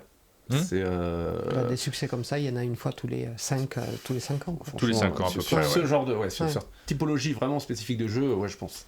Mais tu vois, un jeu comme Puerto Rico, donc la version de luxe ou les Châteaux de Bourgogne dont on parlait, il y a effectivement cet aspect-là. On a envie d'avoir la version de luxe, peut-être qu'il y a un glissement, mais moi je sais aussi que quand je les commande, parce que j'ai tendance à les faire ceux-là, ce type de financement participatif, ça me plaît parce que je sais que je vais pas avoir la découverte, je suis sûr d'y jouer, alors que sur certains autres jeux, j'ai un doute, je me demande toujours maintenant, parce que j'ai l'expérience des projets passés, et j'ai un doute sur le fait de vraiment je vais jouer à ça. Mais moi je me pose aussi une question, ça je l'ai remarqué de toute façon dès Conan, il y a un aspect très important Madeleine de Proust sur ce qui est aussi un déclencheur d'achat de sommes quand même conséquentes. Donc dans le crowdfunding, la Madeleine de Proust c'est très important. Et je me demande là quand tu vois le succès en fait, est-ce que c'est pas quelque part le succès de l'âge d'or de l'Eurogame on parle de jeux qui faisaient l'âge d'or de l'Eurogame. J'ai aucun doute là-dessus. Moi j'offre un écran à mes souvenirs de joueurs d'il y a 15 ans. Voilà. En me disant, allez, ça, c'est validé. C'est pas du tout ce qui s'est passé pour le Château de Bourgogne. Je trouvais qu'il y avait pour moi, il y avait... Et c'est pour ça que je pense que de la même raison, ça s'est super bien comporté en magasin. C'est que le Château de Bourgogne, quand tu aimes vraiment beaucoup. Et ces petites tuiles en carton, c'était vraiment... la mise en place, elle était terrible. Pénible, le seul moment où on jouait à Château de Bourgogne, c'est quand le jeu quittait pas la table, que la mise en place, elle était faite et tout ça. Je trouvais qu'il y avait vraiment une véritable plus-value en termes de mise en place. Mais c'est très personnel. Quand je te dis, moi, j'offre un écran à mes souvenirs d'il y a 10 ans, c'est personnel. Je dis pas que c'est la règle d'or pour tout le monde, mais il y en a certains qui vont sortir ça, il y en a d'autres qui vont aussi soit trouver des raisons à leur achat en disant oui, il y a une plus-value, là j'y vais, parce qu'en vrai, rien n'est logique non plus. Non, mais on discutait avec Ludovic Maublanc qui me dit moi ça je déteste les versions, je veux l'ancienne. Donc tu vois, ça dépend complètement des joueurs. Tu vois, pas Zugin, pas Zugin, pas Zugin. Là c'est aussi c'est un élément qu'on n'a pas soulevé mais qui est extrêmement important aussi sur Kickstarter, sur la baisse de fréquentation de Kickstarter. C'est vraiment ce côté, il y a eu tellement de non-livraisons.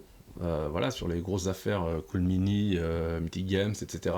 Peterson Games aussi, que la crainte en fait de donc, ce qu'on appelle l'aléa moral, c'est-à-dire ne pas être livré, elle est devenue extrêmement importante. Et c'est pour ça aussi, c'est ça, je sais pas quoi dire, parce qu'effectivement là ça donne raison à tous les gens qui pensent que Kickstarter c'est dangereux, bah oui, c'est devenu dangereux. En fait, c'est devenu dangereux parce que comme c'est plus en croissance, tous les gens qui faisaient de la cavalerie se cassent la gueule. Mais je sais pas quoi dire d'autre. Nous, par exemple, cette année, on a fait 4 campagnes l'année dernière, elles sont toutes livrées cette année. Oui. Nous, on est devenus le clown triste. C'est devenu une machine de guerre. Non, mais c'est vraiment. On a mis. J'attends le logo. C'est une machine de guerre de livraison. Sincèrement, on a. En fait, moi, il y a des trucs justement. Un truc que j'ai mis en place qui, pour moi, est extrêmement important, c'est on ne lance pas une campagne tant qu'elle n'est pas terminée. Le jeu n'est pas terminé tant que il faut juste. Tant que la ville n'est pas construite. Mais pas de nouvelle campagne. C'est très drôle, mais c'est extrêmement important. Non, mais c'est extrêmement important parce que comme ça, tu contrôles pour ainsi dire tout. Effectivement, si demain Trump balance une bombe nucléaire sur la Chine ou le contraire, parle pas de malheur, s'il te plaît. Non, t'as raison. Mais sinon, tout le reste, tu le contrôles. Voilà, tu contrôles tes prix, tu contrôles ton temps de développement, qui est encore une fois l'élément le plus important. Vraiment, j'arrête pas de le répéter, mais je pense que les gens ne se rendent pas compte à quel point le développement, c'est la partie la plus aléatoire du process. Faire fabriquer un truc, c'est jamais un problème. C'est un problème technique, mais ce n'est qu'un problème technique. C'est pareil, c'est un problème d'argent, mais ce n'est qu'un problème d'argent. Tu peux avoir une petite hausse, une petite baisse sur les matériaux, sur des trucs comme ça, mais ça se résout très facilement. Le dev d'un jeu, ça, c'est extrêmement aléatoire. C'est vraiment extrêmement aléatoire. Et tu peux penser benoîtement, de façon un peu crédule, que ça va prendre 6 mois, et en fait, ça va te prendre 2 ans. Enfin, tu as vraiment un gap, une variance, si je puis me permettre, énorme sur cet élément-là. Moi, je suis assez d'accord avec Drew qui nous marque un gros frein sur KS de mon côté. Ce sont les frais annexes qui ont explosé. Il nous dit on se retrouve vite à payer 40 € supplémentaires pour la TVA et les frais de port. Ça me dérange pas de les payer parce que je trouve ça logique. C'est un loisir qui est quand même. On n'est pas dans les biens de première nécessité, il faut le reconnaître. Donc c'est normal qu'il y ait de la TVA. Les frais de port, c'est inévitable. Mais je les vois toujours de manière. On a du mal à les voir des fois. C'est un scroll de souris pour arriver en bas de la page où c'est indiqué plus ou moins clairement. Alors la TVA, c'est assez facile à calculer. Enfin, nous, c'était sur 20%. Bon, oui, mais l'effort est compliqué des fois. 2, quoi. C'est vrai que vous pouvez pas le mettre tout en haut. C'est pas possible. Le calcul est différent selon les pays. Oui. C'est comme si tu étais dans un supermarché. Chaque pays a sa TVA. Nous, je crois que Ouais. rien qu'en Europe, tu dois avoir une vingtaine de TVA différentes. Oui, mais tu as raison, Rachel, c'est dans un supermarché où tu vois tous les prix hors taxe, c'est un peu pénible, on a envie de savoir le prix global. Oui, c'est parce qu'on est français. C'est parce que pour un Américain, par exemple, en l'occurrence, c'est pas de la TVA, mais ils vont avoir une sale taxe et tout. Pour eux, c'est normal, c'est naturel. Comme on a tendance, nous, à parler de salaire net et pas de salaire brut. Tu vois, bien sûr. Oui, ces coûts-là, ils sont pas anodins, et c'est vrai qu'on nous oblige à faire le calcul nous-mêmes, mais bon, c'est pas caché non plus. Non, c'est pas caché, c'est pas anodin, mais c'est en fait. C'est pas caché, mais c'est pas sain. visible. Ouais, mais c'est sain, parce que ce qui était pas sain, c'est quand tout le monde trichait. Ça, c'était pas sain. Tu vois, ça fait partie des. Enfin voilà, il y a aussi dans les boîtes qui coulent, il y a des gros redressements de TVA, des choses comme ça. Enfin, en fait, là, mine de rien, c'est peut-être beaucoup plus petit qu'avant, mais c'est beaucoup plus d'équerre, c'est beaucoup plus carré. Les choses deviennent carrées. Et c'est important. Ah, c'est drôle. Tu commentes les blagues. Les blagues sur le chat. Le seul pledge que j'ai fait, nous dit Papa Joueur, c'est Thunderroad Vendetta, car il y avait un paiement plusieurs fois et peu de frais annexes. Oui, là c'est un jeu qui était déjà édité. Si tu parles de la dernière version de financement participatif lancé par Lucky Duck Games, là on est sur un jeu qui avait déjà eu sa première vie, qui avait le droit à un retirage, parce que là on est sur l'autre question qui se pose de la place des jeux dans les boutiques. Le fait de compter sur les boutiques, parfois sur ce type de grosse boîte à 150 €, c'est pas simple, et ça passe souvent par un refinancement. Oui, mais ça c'est pas acceptable. En fait, c'est pas acceptable, et c'est pour ça que ça, c'est des pratiques qui ont disparu. Enfin, je pense que voilà. Et qui freinent le encore une fois, consommateur. C'est pareil. Nous, on est cher. On est globalement, on était toujours plus cher que les autres. Parce que nous, on a eu un petit souci de TVA. Mais comme vous livrez les jeux. Mais à la fin, t'as ton jeu. Enfin, qu'est-ce qui est le plus important finalement ? C'est de payer 30 balles moins cher, mais tu l'auras jamais, tu vois, ou de payer, moi, je préfère payer le vrai prix, mais à la fin tu l'as. Ça me paraît plus intéressant. Sur les délais de livraison, j'ai une question aussi, parce que moi c'est un truc aussi qui est important pour moi. J'ai envie d'avoir le jeu pas dans 3 ans. Alors ce que je te dis, je te prends l'exemple des 4 dernières campagnes, elles ont toutes été livrées sous 1 an. Voilà. Ouais.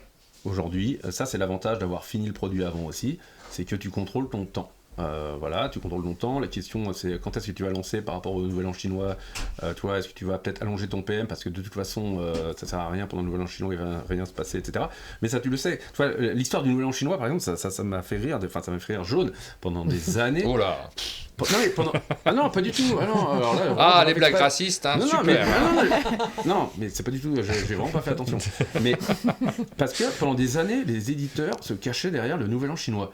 Mais putain, ça tombe tout le temps à plus ou moins la même date. Comment tu peux C'est vrai que c'est comme notre Nouvel An, c'est vrai qu'il y a un peu d'écart. Non, mais par rapport à la date vacances, française, bien sûr. Vacances, voilà. Mais comment tu peux continuer quand t'es le public à accepter ça comme excuse alors que enfin, tu le sais, c'est comme la comète de Halley. Tu sais qu'elle va passer tous les 76 ans. Non, je ne savais pas. Ça fait des retards sur...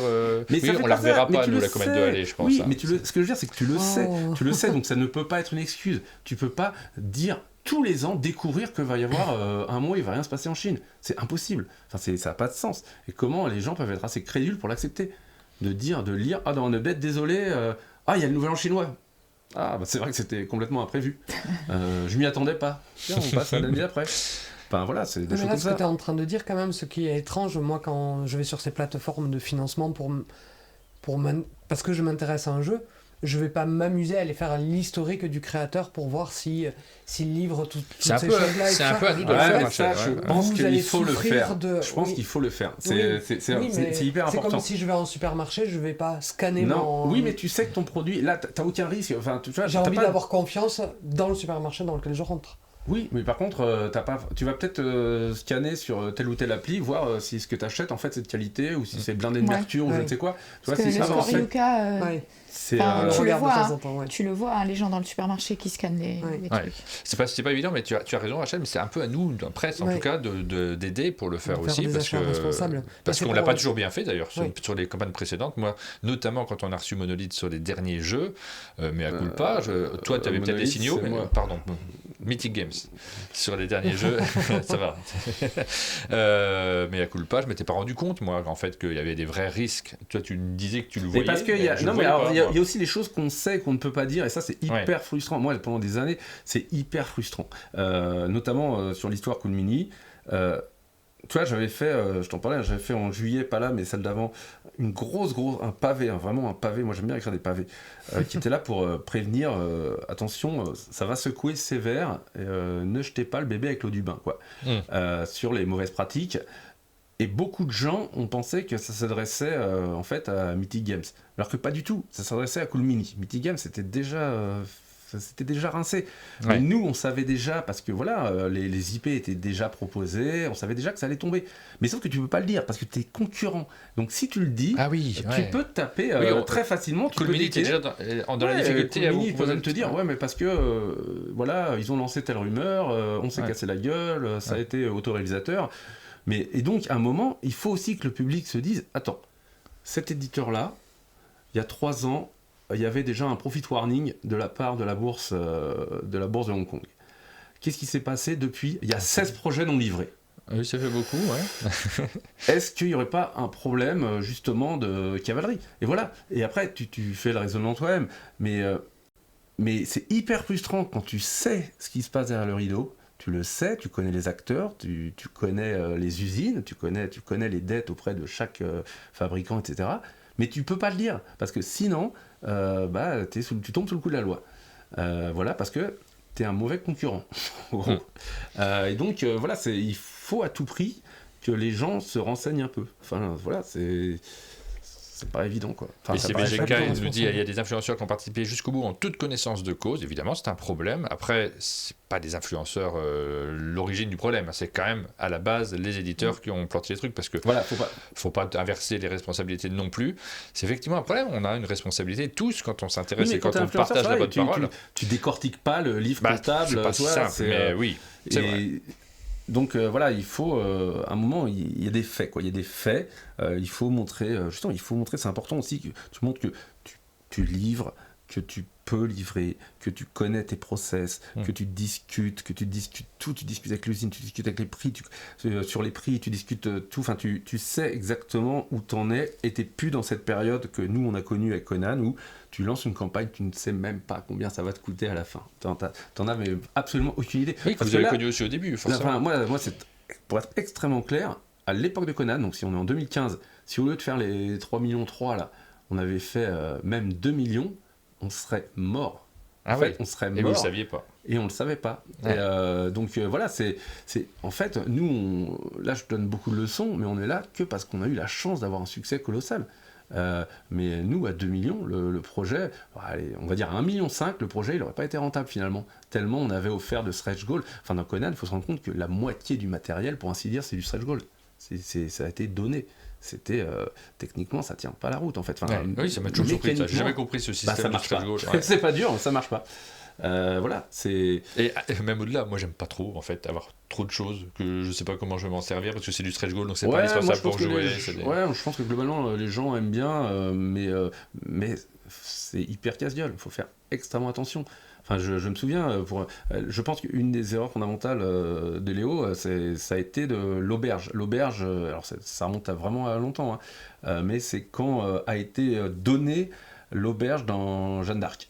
Oui, l'auberge, il faut voir ce que ça coûte l'auberge. Enfin, c'était vraiment. Donc une grosse figurine en plastique. Ouais. Non, mais c'est un truc que en boutique, ça, tu le vends plus de 100 €. Là, tu le donnes. C'est là, ça, c'est pour moi, entre guillemets, c'est l'erreur initiale. C'est de se dire.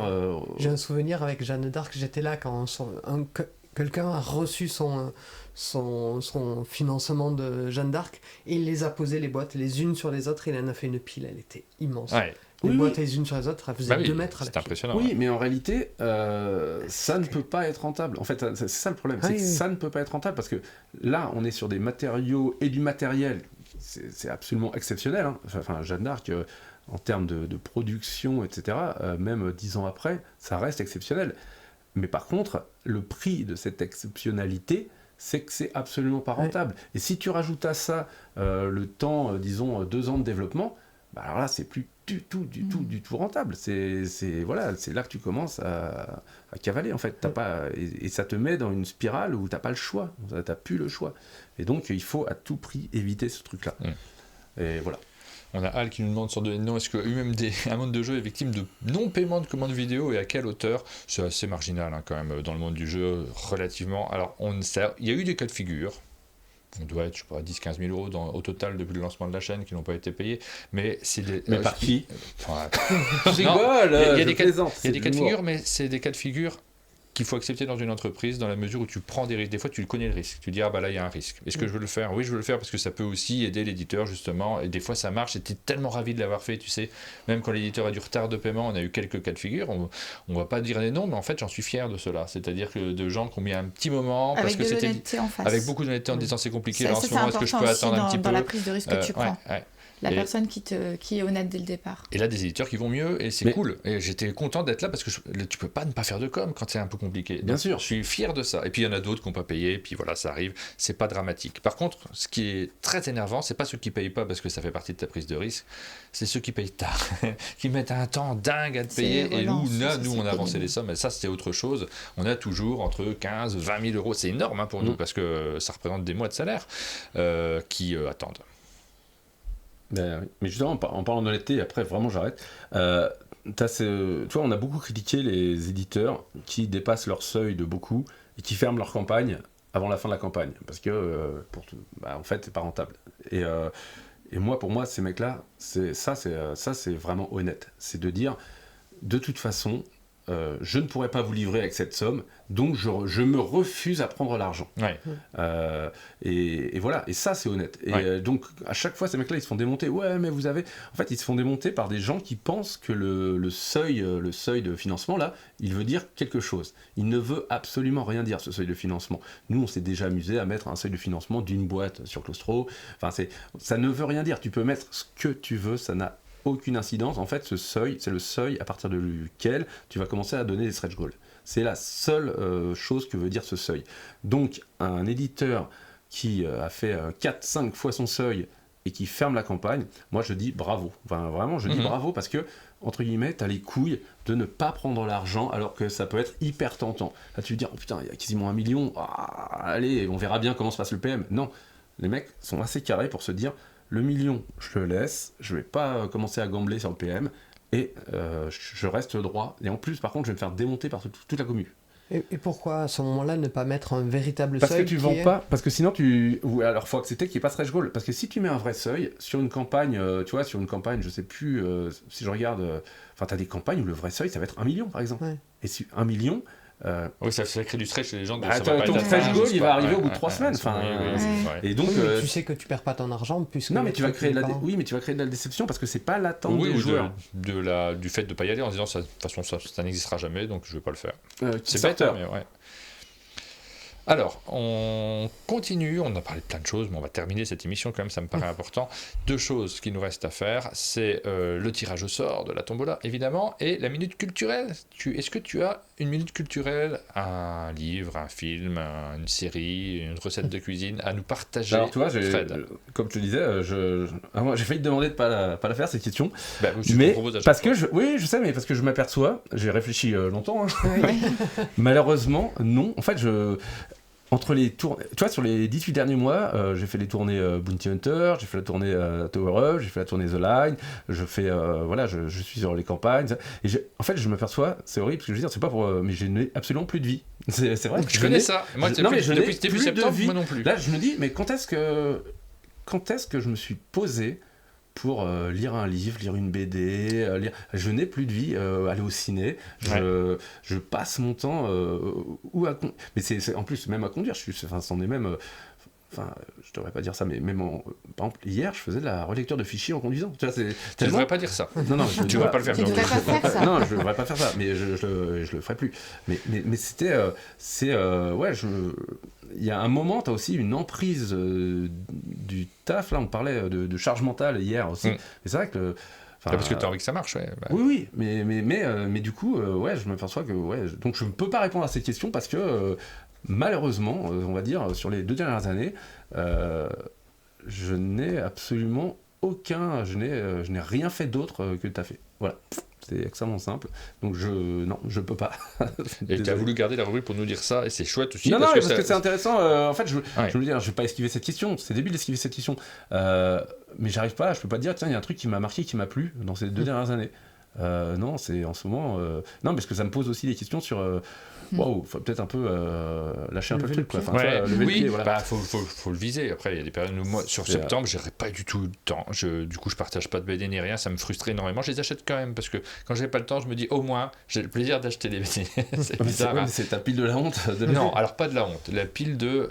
Tu as droit. T'as bien bossé, t'as le droit de t'acheter ça. Tu vois, la honte, je comprends pas ce terme. J'ai pas honte, moi, d'avoir plein de trucs culturels chez moi. Livres à lire, c'est pas du tout un truc de la honte. C'est au contraire, dès que j'en ai fini un.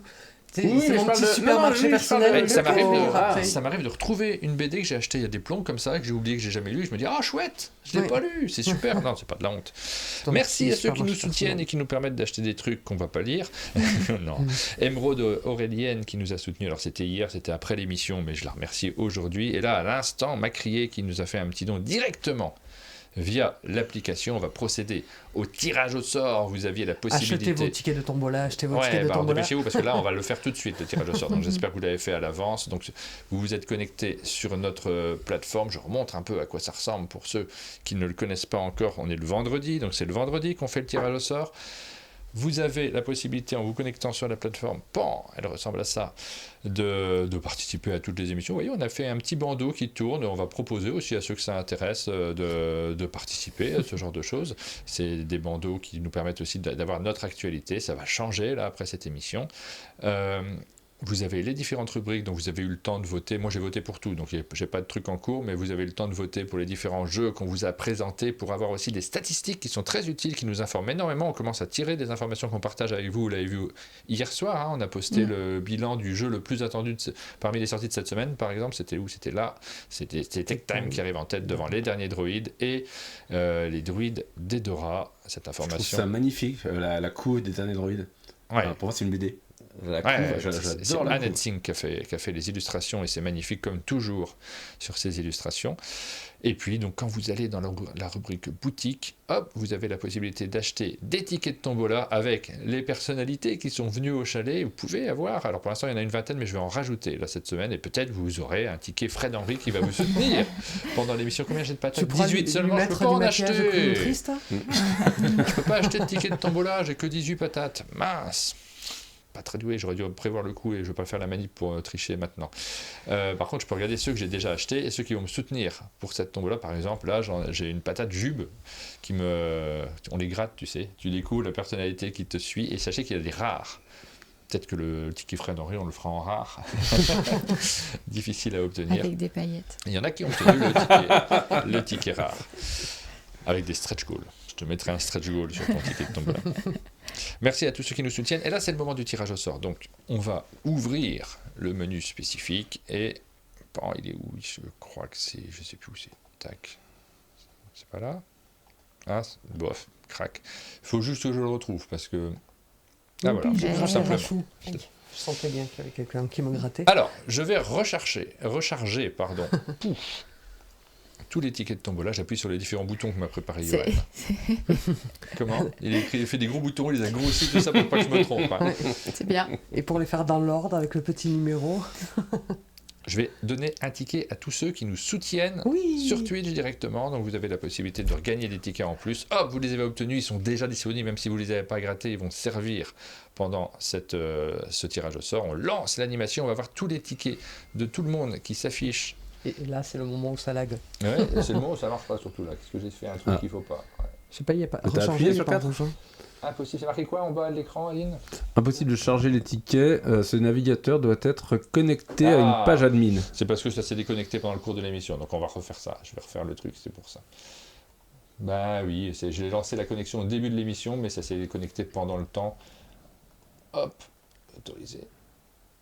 C'est bon, ça va se relancer. Donc je vais juste actualiser et je vais refaire les opérations. Tout va bien, ne vous inquiétez pas. Remets l'écran. Hop. Voilà. Et j'ai pas eu le nouveau ticket remboursé mon cadeau. Non, j'étais pas connecté, donc vous n'avez pas pu l'avoir. Mais là, c'est bon, vous avez votre nouveau ticket. Et je lance l'animation et cette fois-ci, ça va marcher. Oh, c'est Tous génial. les tickets de tombola. Tous les tickets de tous les joueurs. Combien ont participé? On n'était pas loin Cette des année. 1000 sur les précédentes émissions. On est toujours aussi haut. On est toujours... Non, pourtant, on a augmenté les prix de nos tickets pour y en avoir un petit peu moins. Et on est toujours à 850 personnes. Alors, Putain, c'est cette mortel, semaine, ce truc. on vous fait gagner la boîte de 4 Days. On vous a présenté tout au long de la semaine, et de Woof Days. Donc c'est les deux petites boîtes qu'on vous fait gagner cette semaine-ci. On va appuyer sur mélange, je sais pas à quoi ça sert, mais rien, je crois que c'est juste pour l'animation. Ah oui, ça se mélange plus vite. Mais regarde, ça rend heureux, tourne. Fred. Mais là, je trouve ça trop beau. Et on lance le tirage au sort.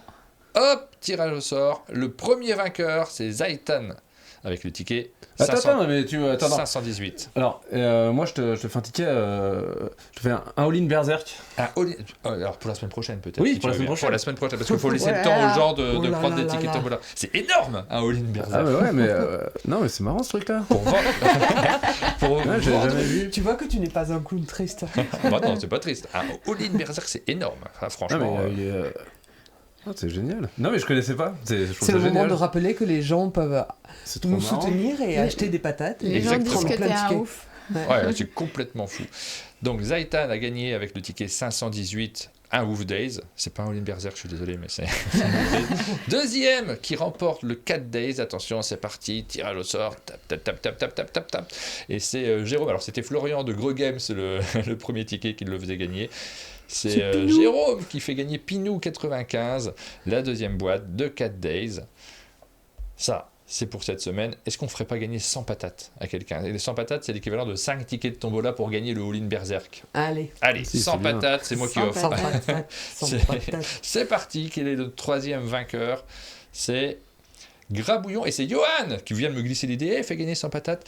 C'est Johan qui fait gagner Grabouillon, justement, c'est le nom d'une bande dessinée d'ailleurs, Grabouillon, avec le ticket Avec pas tout à fait cette 71. orthographe, mais ouais. Voilà, pour nos 3 vainqueurs de cette semaine. Et ça, c'est Johan Levesque qui a tout fait. Enfin, qui Ah, fait il a ça. tout programmé, il fait des choses, mais beaucoup d'autres choses. Hein. Il programme énormément de trucs, Johan, c'est toujours très malin. Bravo. aux 3 N'oubliez vainqueurs. pas de m'envoyer vos coordonnées, nom, prénom, adresse, numéro de téléphone. C'est utile pour pouvoir vous envoyer tout ça. Normalement, les 3 vainqueurs ont eu un message en chuchotement directement sur Twitch qui leur dit de t'envoyer effectivement Aline via mail, alinewittberg@gmail.com. Vous envoyez l'adresse et le numéro de téléphone, mais vous avez eu le message directement sur Twitch. Donc surveillez de manière générale quand Et on si fait un tirage au Julien sort. Waka Waka passe par là, Oui, j'attends nous ses sommes en cas. coordonnées pour le tirage au sort de la semaine dernière. Il nous en manque plus qu'un dont on n'a pas eu les coordonnées. On met tout à jour au fur et à mesure. C'était le tirage au sort de cette semaine. Vous étiez donc très nombreux à avoir participé. Semaine prochaine, un All-in Berserk. Il va falloir qu'on se le note d'une manière ou d'une autre parce que le problème des trucs à différer, il faut qu'on arrive à se souvenir ce qu'il faut faire gagner les gens. Il y a une page toute prête. Ah oui. Non, mais après, tu fais un ticket, comme ça, nous, lors de la livraison, après, moi, je le rentre dans mon truc, et le mec, il sera livré automatiquement, il rentre dans le PM, et voilà. Ah, parfait. On va faire ça. On va faire un ticket Fred Henry. Donc, il y aura un ticket magique Fred Henry qui va peut-être vous accompagner pendant le tirage au sort. Si vous le chopez, vous n'aurez pas plus de chance, mais vous dites, j'ai des bonnes ondes, peut-être que je vais le gagner, ce all-in. Ça sera donc vendredi prochain. Le financement participatif sera déjà en cours. J'espère que tu ne l'auras pas annulé. Donc, on croise tous les doigts. Je pense pas. Je pense que ça va bien se passer quand même. Ça va bien se passer, évidemment. Ça sera un big event. Il faut l'annoncer partout. On va l'annoncer partout. Donc, ça nous permettra aussi de participer. T'es malin, Fred. De participer à la communication autour de ce projet-là. Le programme de la semaine prochaine, on vous le dit, puisqu'on est à la fin de cette matinale. Lundi, ce sera des sorties, ce sera avec toi Rachel, ce sera avec toi Aline, on vous fera les sorties de la semaine, la liste des jeux qui arrivent, on les commentera, vous pourrez voter, vous pourrez gagner des points de patate et obtenir des tickets de tombola.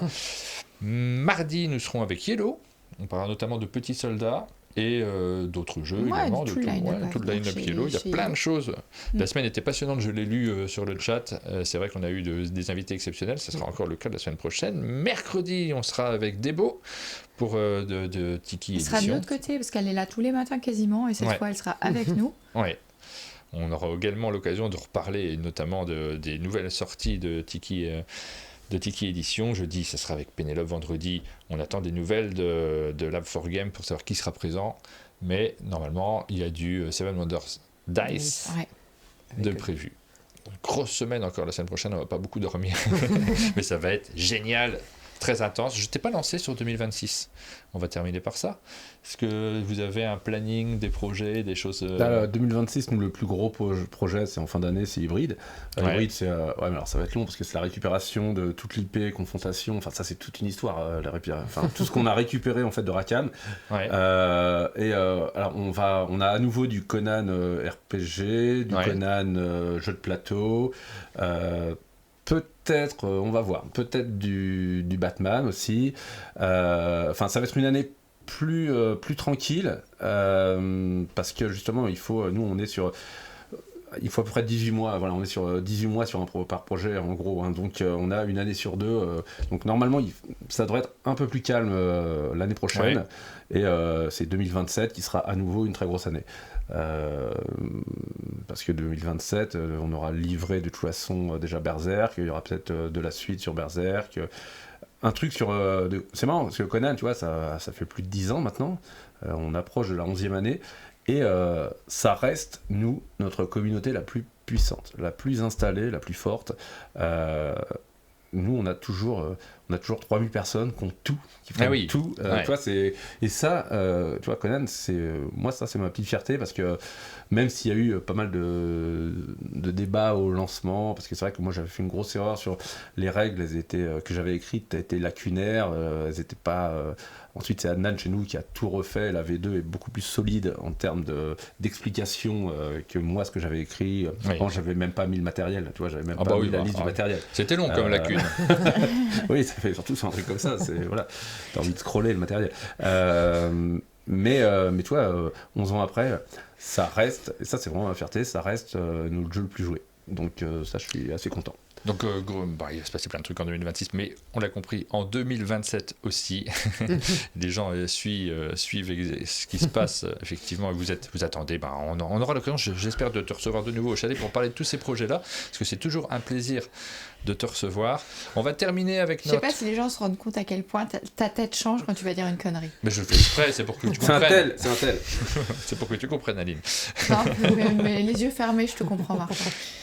On termine, on avait un jeu qu'on vous a présenté en épisode, donc c'est ce 4 Days et Wolf Days, c'est la dernière petite séquence. On finit pas dans cette séquence-là, la fin, la toute fin, savoir qui a gagné au final, ça sera dans la vidéo qu'on diffusera sur YouTube ce week-end. Je vous diffuse la dernière petite séquence. J'ai bien aimé ce truc en épisode dans la matinale. J'espère qu'on trouvera d'autres idées de choses à diffuser de manière épisodique dans les différentes matinales. Parce que moi je sais pas qui a gagné et du coup je regarde. Ah bah ça oui. me fait rire.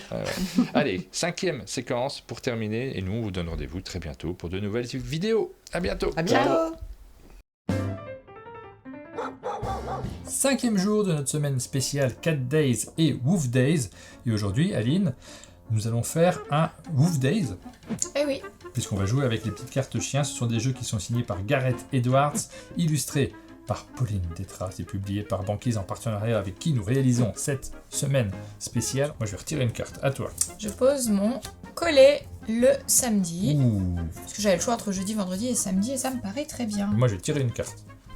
Je vais poser ce dalmatien à gauche d'un autre chien, donc à gauche de mon collet. Ok. Moi, je vais poser ce Shiba ici sur le lundi. Ah. Ouais, allez. Sur le mardi. Ok. Moi, je vais poser ce teckel le lendemain d'un autre chien, donc je vais le poser le dimanche. Je vais tirer une carte. Ok. Moi, je vais jouer une laisse et je vais déplacer n'importe quel chien visible et ce sera le Shiba Mais sur un jour vide et je vais prendre le jeudi. jouer ce chien n'importe où chez vous, je vais le poser le lundi. Eh bien, je vais jouer ce Saint-Bernard chez moi. Et je te rends ton Shiba, puisque si je le pose sur un chien, le chien recouvert va sur un jour vide de la semaine adverse et je vais te le poser sur le vendredi. Je vais jouer un dalmatien à la gauche. Piocher une carte. Je vais jouer ce Staffy le dimanche. Ça va là, Ok, le je score pioche est... une carte. Tiens, je vais baisser ton Saint-Bernard. Hop, c'est plus qu'un bulldog. Je vais jouer ce chien n'importe où, je vais le jouer le mardi. Moi, je vais défausser ton chien du mardi. Bah, C'était pas terrible. Bah, du coup, je vais mettre un dog allemand le mercredi à côté d'un autre chien, c'est bien. Je vais poser un labrador. Et ben, moi aussi. Waouh, c'est trop bien. Je vais changer tous mes chiens du même jour contre tous les chiens du même jour adverse. Tiens, je vais prendre ton dog allemand du mercredi. Ouais, tu sais ce que je vais faire? Je Ouais. vais jouer les pattes baladeuses et je vais échanger les mercredis. Merci beaucoup. Bon, je vais poser ça le mardi, un croisé. Je tire une carte. Ah, tant mieux. Bah, je vais échanger... non, je peux pas.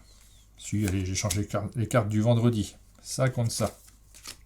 Ça change pas grand-chose, c'est qu'un point, mais bon. Ouais, moi je vais jouer ce berger allemand sur n'importe quel chien, ce sera sur ton 5. Je tire une carte. Je vais poser ce chien sur n'importe quel chien, ce sera sur ton dalmatien. Bah, je vais poser ça, ce Saint-Bernard, sur ce berger allemand, et du coup, ça envoie ce berger allemand sur une case, sur un jour vide d'une semaine adverse. Mince, j'ai pas calculé. Et ben, ça va être la surprise. On va regarder si je l'emporte. Commence par regarder tes points. 1 et 7, ça fait 8, et 2, ça fait 10, et 3, 13, et 3, 16, et 4, 20 points, c'est pas mal. 1 et 6, ça fait 7, 8, et 4, 12, 13, 14, 18, j'ai l'impression que j'ai mal joué. Mais pourquoi t'as fait ça? Mais parce que j'avais pas bien tout lu, et j'avais pas vu case vide adverse. J'avais case adverse, tu sais, je voulais te recouvrir un gros truc. Et bien mal m'en a pris. Alors, je vais supprimer l'un de mes chats. Mince, il reste ces deux-là. Ah, ça va être dur. Ça va être dur. Ça va être très dur. Il est chouette ce Jellycat. En plus, là, pour Noël, sur le chalet, ça va être super. Je pense que ça peut faire plaisir aux petits testeurs. Celui-là, j'aime bien, moi, la forme. En plus, c'est une marque française. Ah, j'aurais tellement de mal à choisir, je te laisse faire. Ouais. Ah, c'est compliqué. Je sais pas trop. Je vais garder la marque française.